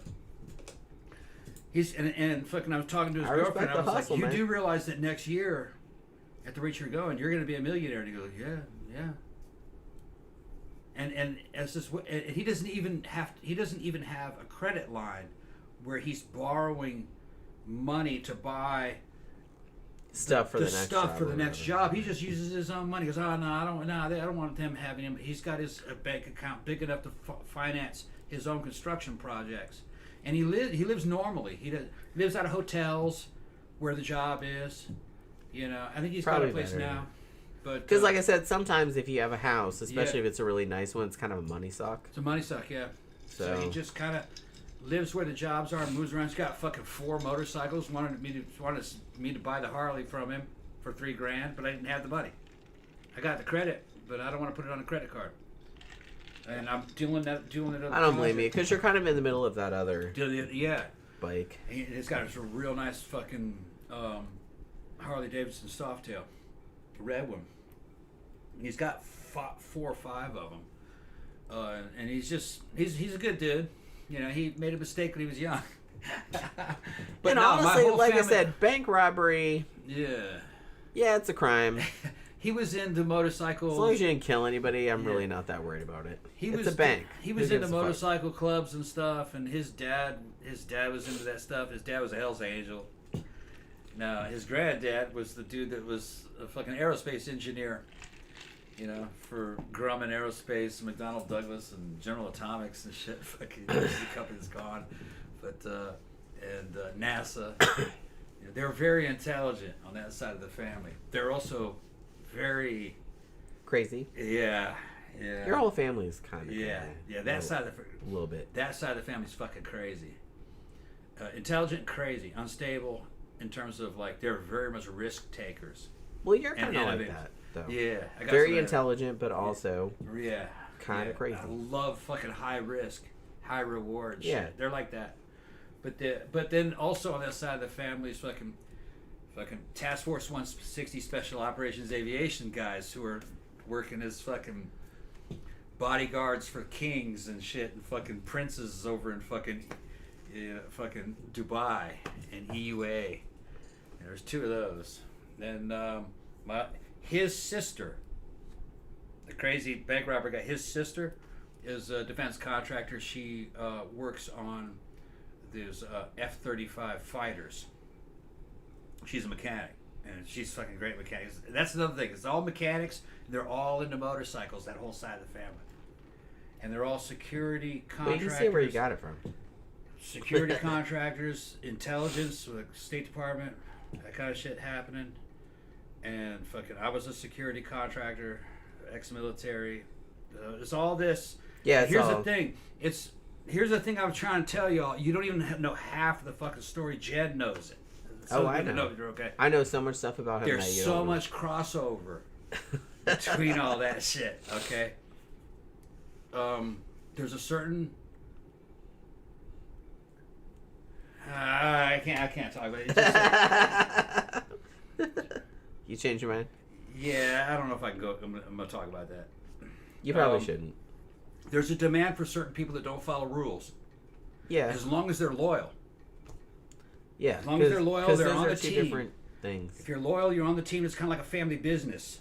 If it's been going on for generations and it's a bunch of different federal. I'm just saying that side of your family is just like that. A lot of them involved in either crime or like high level government shit. Yeah. Which you could argue is kind of the same thing. It's just about the same thing sometimes. See Sicario. The 2 Sicario movies. It's like that. I worked in places it's that kind of shit. It's that kind of shit. It's that kind of shit. Like him and all his family are like into that. Like I said, he talks about it some, but there's some stuff he doesn't say on the show that I know about. But it's that kind of shit. Yeah. It's that kind of shit. That's all I'm saying. Yeah. There's certain parts of government that's almost kind of like family business. Yeah, it's like that. Yeah. Kevin Smith just arrived and said Merry Christmas. Merry Christmas. Thank you very much. It's still technically Christmas Eve where we are. Yeah.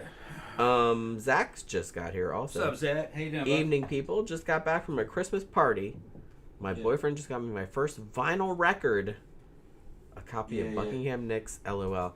Oh, he got you like a vinyl. Aw, that's so sweet. So he knew you were all into Stevie Nicks and... Yeah. That's so cute. He actually like listened and got you the stuff. That's awesome. Man, vinyl records. I remember those. I still got some. I got a bunch right here. Although I sold a bunch of them. Grandpa says the truth will set you free, Tom. Yeah. I don't know. Do you want to say something? No, I'm going to tell you probably shouldn't. No, I don't want to get in any kind of trouble. You probably It's just shouldn't. that the what's a good way to put it?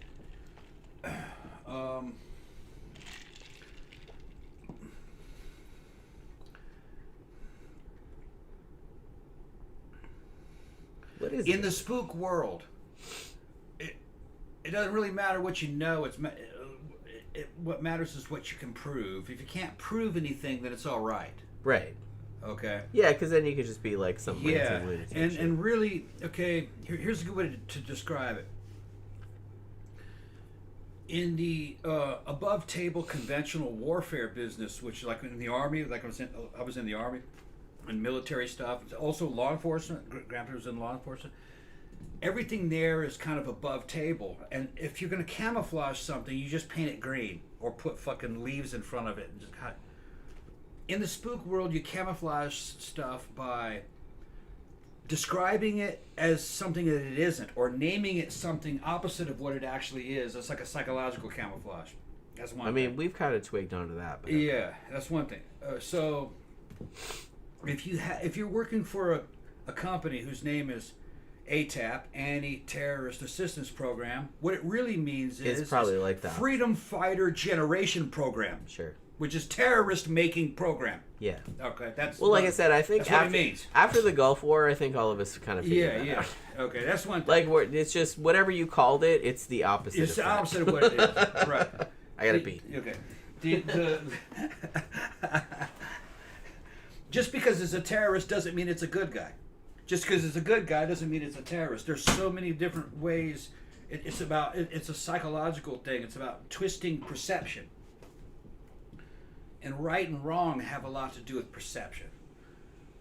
So instead of having a conventional soldier wants to be the good guy, wants to be honored by his family, needs medals and commendations and all this fucking shit, the society says that he's a good person. Spook warfare is the opposite. You never need any medals. In fact, if you get caught, you'll go to prison. Or you'll kill yourself to avoid from going to prison. You'll do things that it just... what's a good way to describe it?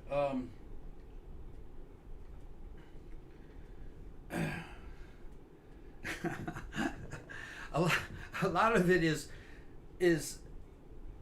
and these people aren't working for governments per se. They're hired by governments who hire a company who hires somebody who knows a friend. So it's always detached from what's happening, and everything is ambiguous. And the number one thing is to not ask questions, because you just do what you're told to do. You see it for what it is, and you go, that looks sketchy, but you know what? This whole thing is about sketch. That appears to be a bad guy, but that might be a bad guy that's on our side. That doesn't mean he's doing anything good. It's just that from what he's doing, good may come. Well, your goals align.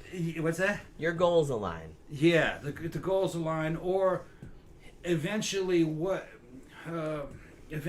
he's doing will justify you doing something that is good. That's another way to do it. It's just, and here's the thing.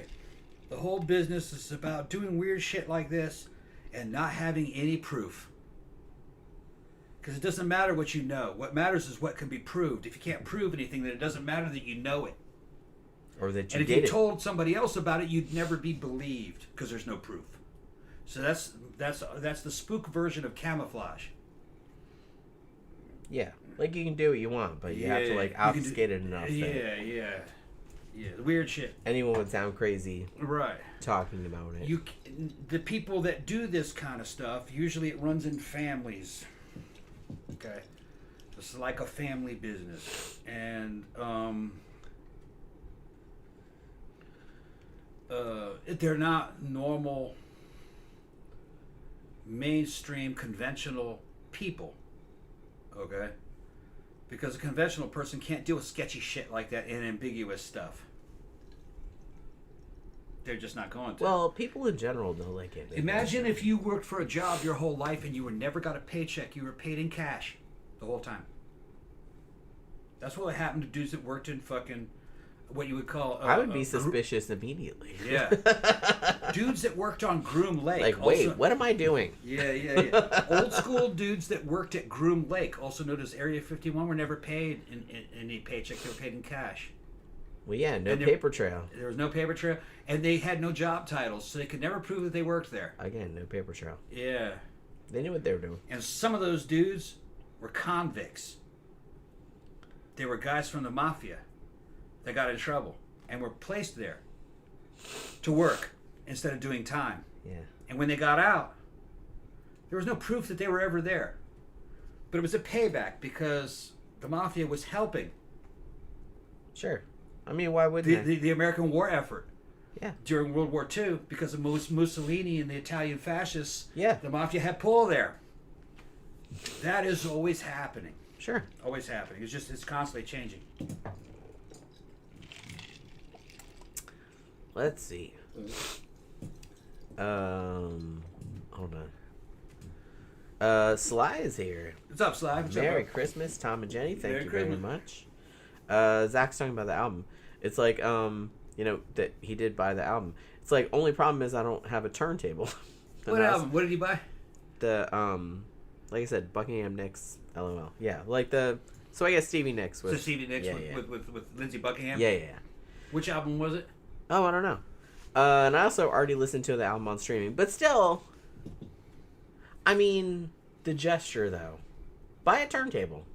Actually, I'm going to say, if you have headphones, they do sound better on vinyl than they do on... There's just something more... There's more bandwidth to it. Well, it's analog. It's analog. It sounds better. It's a lot more... It's a richer I mean, if you're not a sound. nerd, you might not notice, but, like... You would. I notice. Get you a fucking turntable with a good fucking needle and put headphones on for a turntable. And you don't want digital, you want analog. You'll see. It does sound different. Very different. It does sound there different. There was a Lindsey Buckingham song in the early 80s I used to love, but I can't remember it. Is it called The Confessor? I think I know what you're talking about. I think it was called The Confessor. I think it was. I think it was really cool. Lindsey Buckingham was good. Didn't he do some solo shit, right? Yeah, he did some solo shit. I remember that. Yeah, he had some... I think it was called The Confessor. You might be right. I can't remember.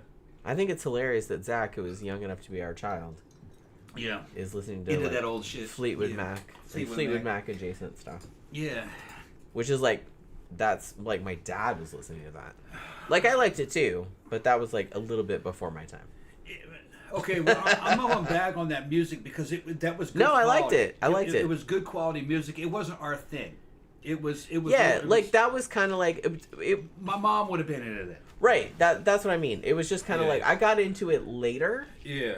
But when we were growing up, like that's what my dad was listening because my dad was a huge music nerd. He had millions and millions of albums. Mostly into the Beatles, but he loved other stuff. He liked the Doors. He liked Fleetwood Mac. He liked Lynyrd Skynyrd. Everything. He had everything. And he was always playing records. What's up, Klaus? How you been, bro? In our house. Yeah. So it's like, so I grew up around all of that when I was little, like in the 70s. And I really liked a lot of it. But then, like, when the late 70s, early 80s came along and, like, you know, post-punk and new wave and all that, like, that was kind of more my thing. So at first, I was kind of like, oh, that's like mom and dad music. But I kind of like appreciated it more like as time went on. You know what I'm saying? It was just kind of like, that was kind of like what your parents listened to. But when you got older, it was just like, yeah, that's good too. You know, that's all it is. Zach says, to be fair, I grew up hearing Fleetwood Mac a ton because they were my mom's favorite. Okay, yeah. Yeah, see. Landslide was her favorite song pretty much. It still makes me cry a bit.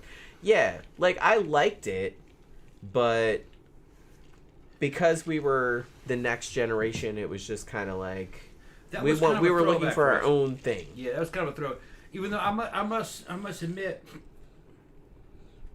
some of Stevie Nicks and Fleetwood Mac stuff I thought was very good. I did like Stevie Nicks solo shit, like even in the early 80s. Fucking yeah, I was into that.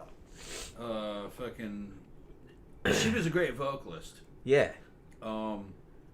I haven't seen it in a long time. Maybe I should see some of her videos again and see how they've aged. I can imagine it's pretty good. I mean, it was pretty epic. I would call it. It was prog rock. I would call it prog rock. Yeah. Kinda. Or at least kind of in that ballpark. It was in that ballpark. It was, you know, kind of like.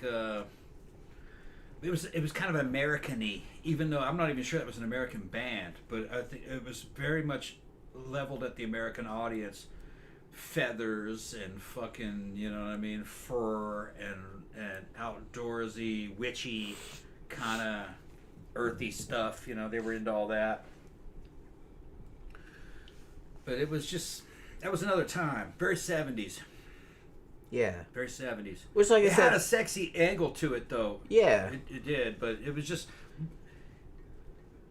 We weren't on that. We were kids. We were more into the new British New Wave coming. Yeah. Which would have been... Although I loved the Beatles, like, the whole time.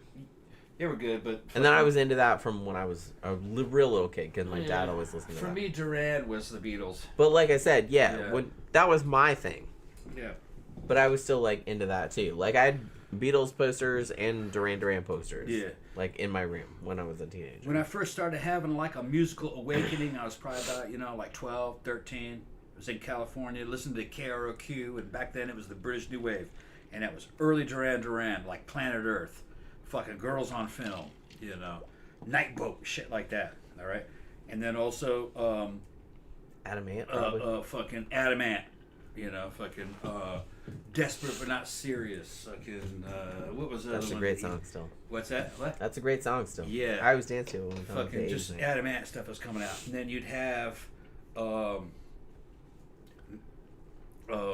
Thomas Dolby. Yeah. Yeah. Yeah. Blinding Me With Science.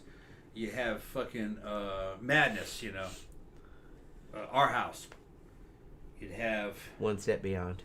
I didn't hear that one on the radio until later, but that was a good really? song. Yeah, that that's was a good song. And then fucking Ghost Town. Yeah. That was Specials, though, wasn't it? Specials, yeah. Ghost Town. Yeah. Fucking... I love that song still. yeah. Hey, Linwood, do you know Specials, bro? I love the fucking Specials. Specials. That was a good man. English Jamaican ska band. Yeah, and they had a song called Ghost Town. And so all the clubs have been shut down because of too much fighting on the dance floor. Because that's what they were singing about. All the different factions of the British kids back in the day. Back in the day. British government said, no more nightclubs. Y'all are fighting too much on the dance floor. Like, damn, so it's a ghost town. Yeah. And then and then fucking Flock of Seagulls came out. Man. And And on the American side, Oingo Boingo and Missing Persons. That was like the American new wave. Yeah. It's coming. It was good shit. It was a good time to be a kid. To be 12, 13, 14. The music was fucking awesome. A lot of good shit came And the older people couldn't get it. They weren't getting it. No, they really didn't. Older Gen X could get it. Like my dad liked Duran Duran. I will say that. Yeah, my dad hated that. Because I played it in the car. Sometimes he's like, "Man, that's pretty good." Yeah, my dad hated that kind of shit. No, my dad liked it. I don't think he liked some of the weirder shit, but because I got into weirder shit later, like Alien Sex Fiend and stuff. But he wasn't into that. But he did like Duran Duran. You see, a lot of the acts from the British New Wave from the early '80s. They weren't boomers. They were very early Gen X. The people that were actually making the music. They seemed to be much older than us at the time, but they were probably like 6 to 8 years old. They were. But and that was our music. And it holds up, man. We fucking still listen to it at the club today, and you got young people coming to fucking jamming to that shit. And like you, man. they're like you, man. Fucking. They're like, man. Zach, sometimes like, wow. we get like younger people. They're like, man, I wish I was alive. Yeah. When this was, I'm like, I wish you were too. Yeah. They're having a nostalgia for an era in which they never lived. They didn't live through. Yeah. Which is kind of funny to me. Yeah. So it's like I did live through it, and it was really cool. Like when it first came, like hearing it for the first time. Yeah. Fucking Sly. There was a young black couple that showed up dancing, right? This was last week, right? No, this is week before. About a month back. Remember, yeah, that's remember right. The young oh black, yeah. It was a guy and a girl, and they were both wearing white, and they were coming up talking. And says, "I see what y'all did there. You got all these white people in black clothes, and I said you got all these black people in white clothes. Yeah, you got it. I said, yeah, I see what you did." And they were out there fucking dancing to new wave music from the '80s, and they didn't grow up during that time. They loved that shit because it spoke to them. It was a slick sound. Yes, the videos are kind of dated now. You know, it's just kind of aged. You know, they didn't have the video technology. They didn't have digital technology back then to fucking make a really good video. But they were all homemade. You know, and it took a lot of money to make those back then. Yeah, now you can make them like for now you can make it on your cell phone. But yeah, they shoot whole ass movies on cell phone. Yeah, back then only an important person would ever be recorded on video. That shit was expensive. Yeah, it's like someone got to invest in your in your stupid ass. Yeah. So anybody that was just like an indie act, like their videos looked like ass. It looked like it was filmed with a potato. So it was that. But yeah, I don't know. Like I guess when I was younger, I never really had. I mean, I did have a distinction between music my dad liked. My mom wasn't really super into music. Music my dad liked and music I liked. I liked some of his music. I liked a lot of his music, actually. Like I said, Beatles, Doors, like Kinks. I was into all that shit. Not so much the Southern rock. Yeah. But I was into all that, so I wasn't averse. But it's like the post-punk and new wave, that was kind of more my thing. That more spoke to me. But the thing about it is that as I kind of even was that age and got a little bit older, I was not. I mean, stuff from any era kind of spoke to me. I was really into the Addams Family, like from the 60s. I was really into like silent movies from the 20s and 30s. Like I loved the look of it. So, and Universal monster movies and stuff.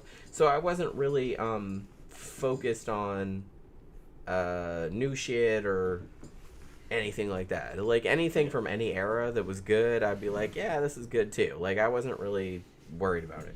Yeah, sees Zach understood. He sees them. He goes, yeah, that's exactly why I'm into their stuff. It's kind of earthy, mysterious, sexy. I don't know the sound. It just kind of does it for me. Yeah, I get it. I get it. In that era, and I was a kid when all that was coming out, going up to the fucking Sequoia and Redwood National Forest up in California with my aunts and stuff, and that music was made for that. Yeah. And what it was like, think of it as hippies, but they're cleaned up now. They got some money and they're trying to look all prettied up with feathered hair. You know what I mean?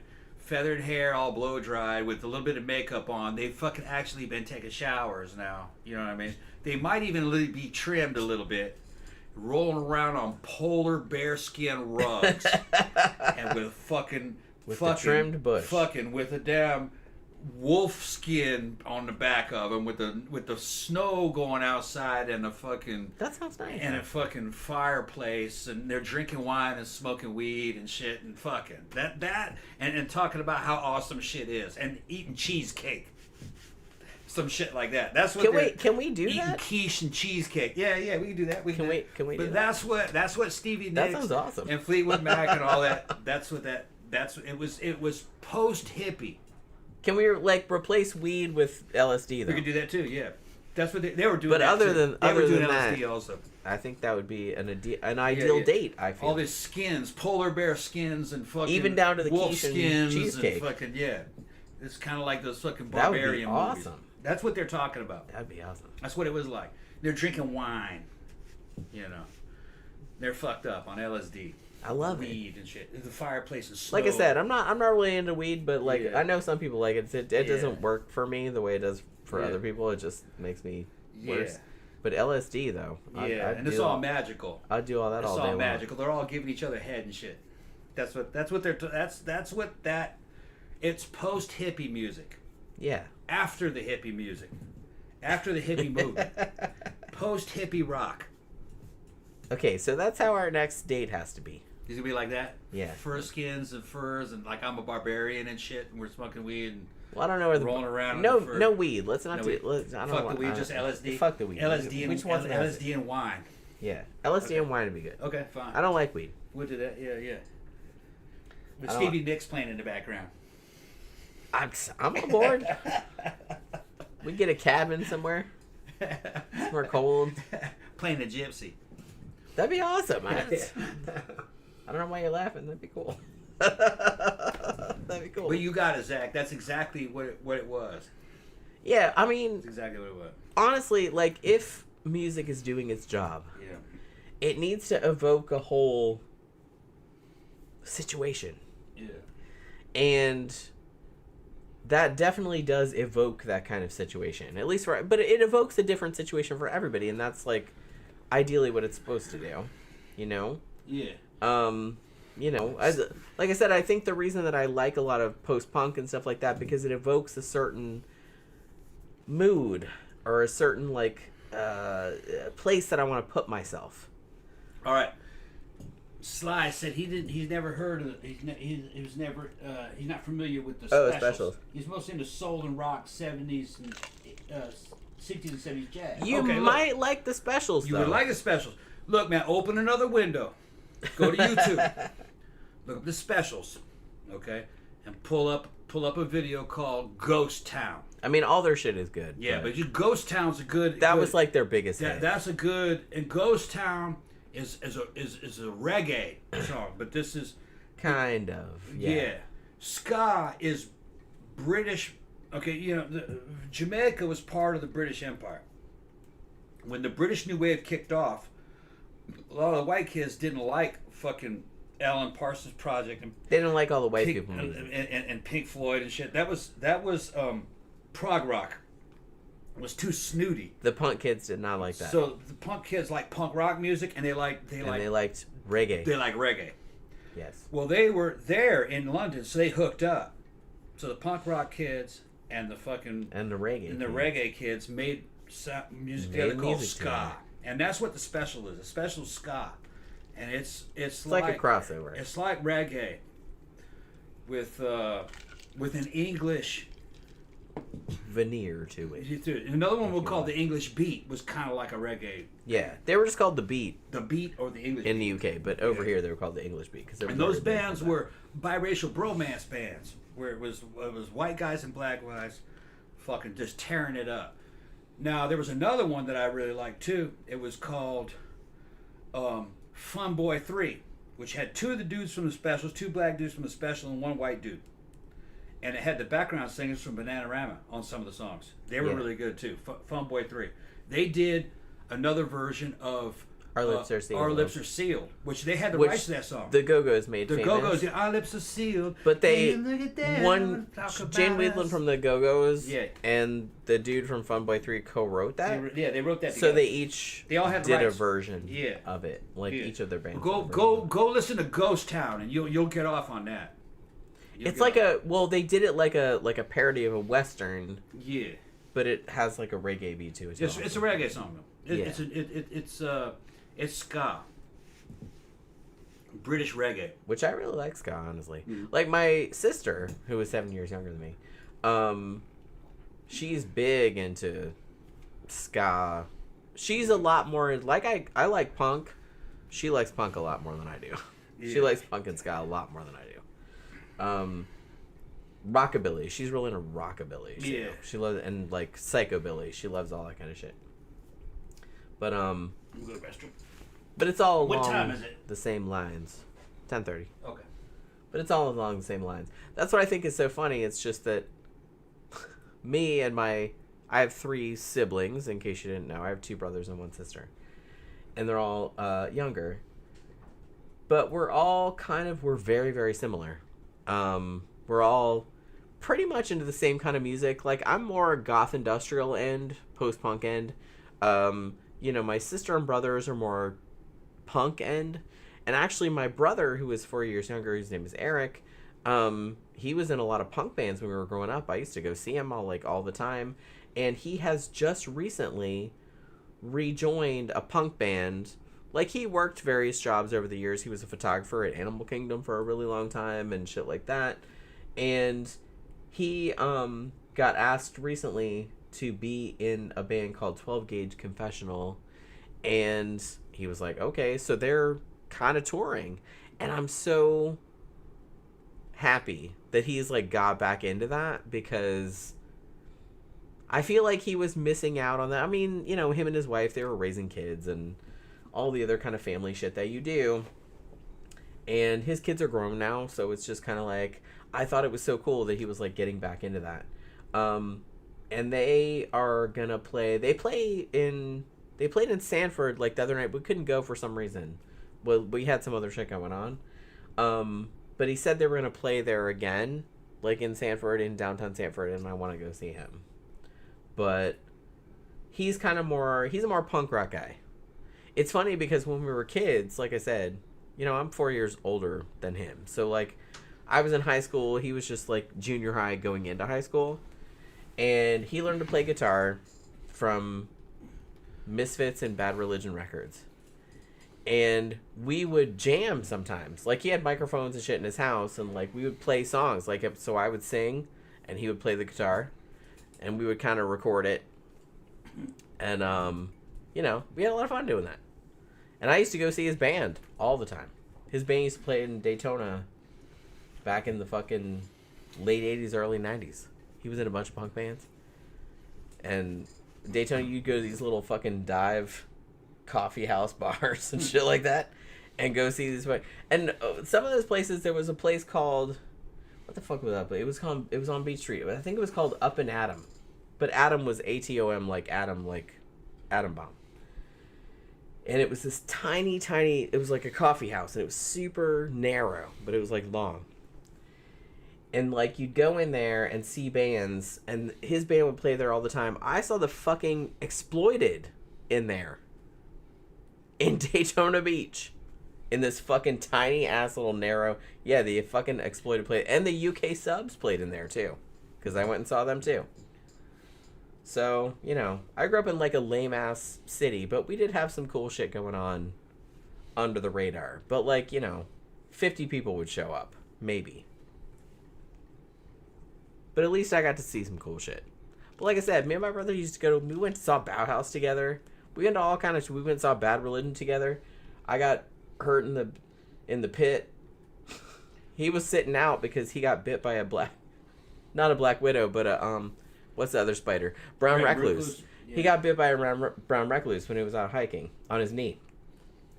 And he didn't go to the hospital in time, and so he got blood poisoning kind of. And it got all kind of, you could see the blood going up, like the poison going up his leg. So he finally went to the hospital, and they're like, yeah, your shit's fucked up. So they gave him all kind of medication. He had to walk with a cane for like a while. And we went and saw Bad Religion and The Fluid. And it was at this place in Fern Park, which is right outside of Orlando, a little suburb. And the place was called The Station because it was a club that was made of an old train car. It was an old train car. And we went in there and saw it, and I was, like, in the pit, and I was having a good time, and, like, the pit went like that, and, like, I fell backwards against a staircase. And the back of my fucking legs were all man, there was, like, a huge fucking bruise, because I got pushed, and they just kept pushing, and I was like, get off! I'm like, I'm dying over here. Like, you're killing me. But he had to, like, sit it out, because he had a cane. I still fucking remember that.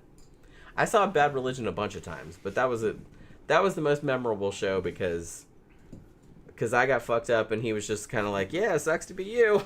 I'm just up here with my cane. You know what I mean? I can't wait to go out this weekend. I can't wait to go out this Saturday. It's going to be so good. I just hope it's open. Well, I got to check. It'll be open. It'll be open. Why would it be closed? Well, like I said, you always got to check because they sometimes have private parties. We'll just go to fucking mannequins.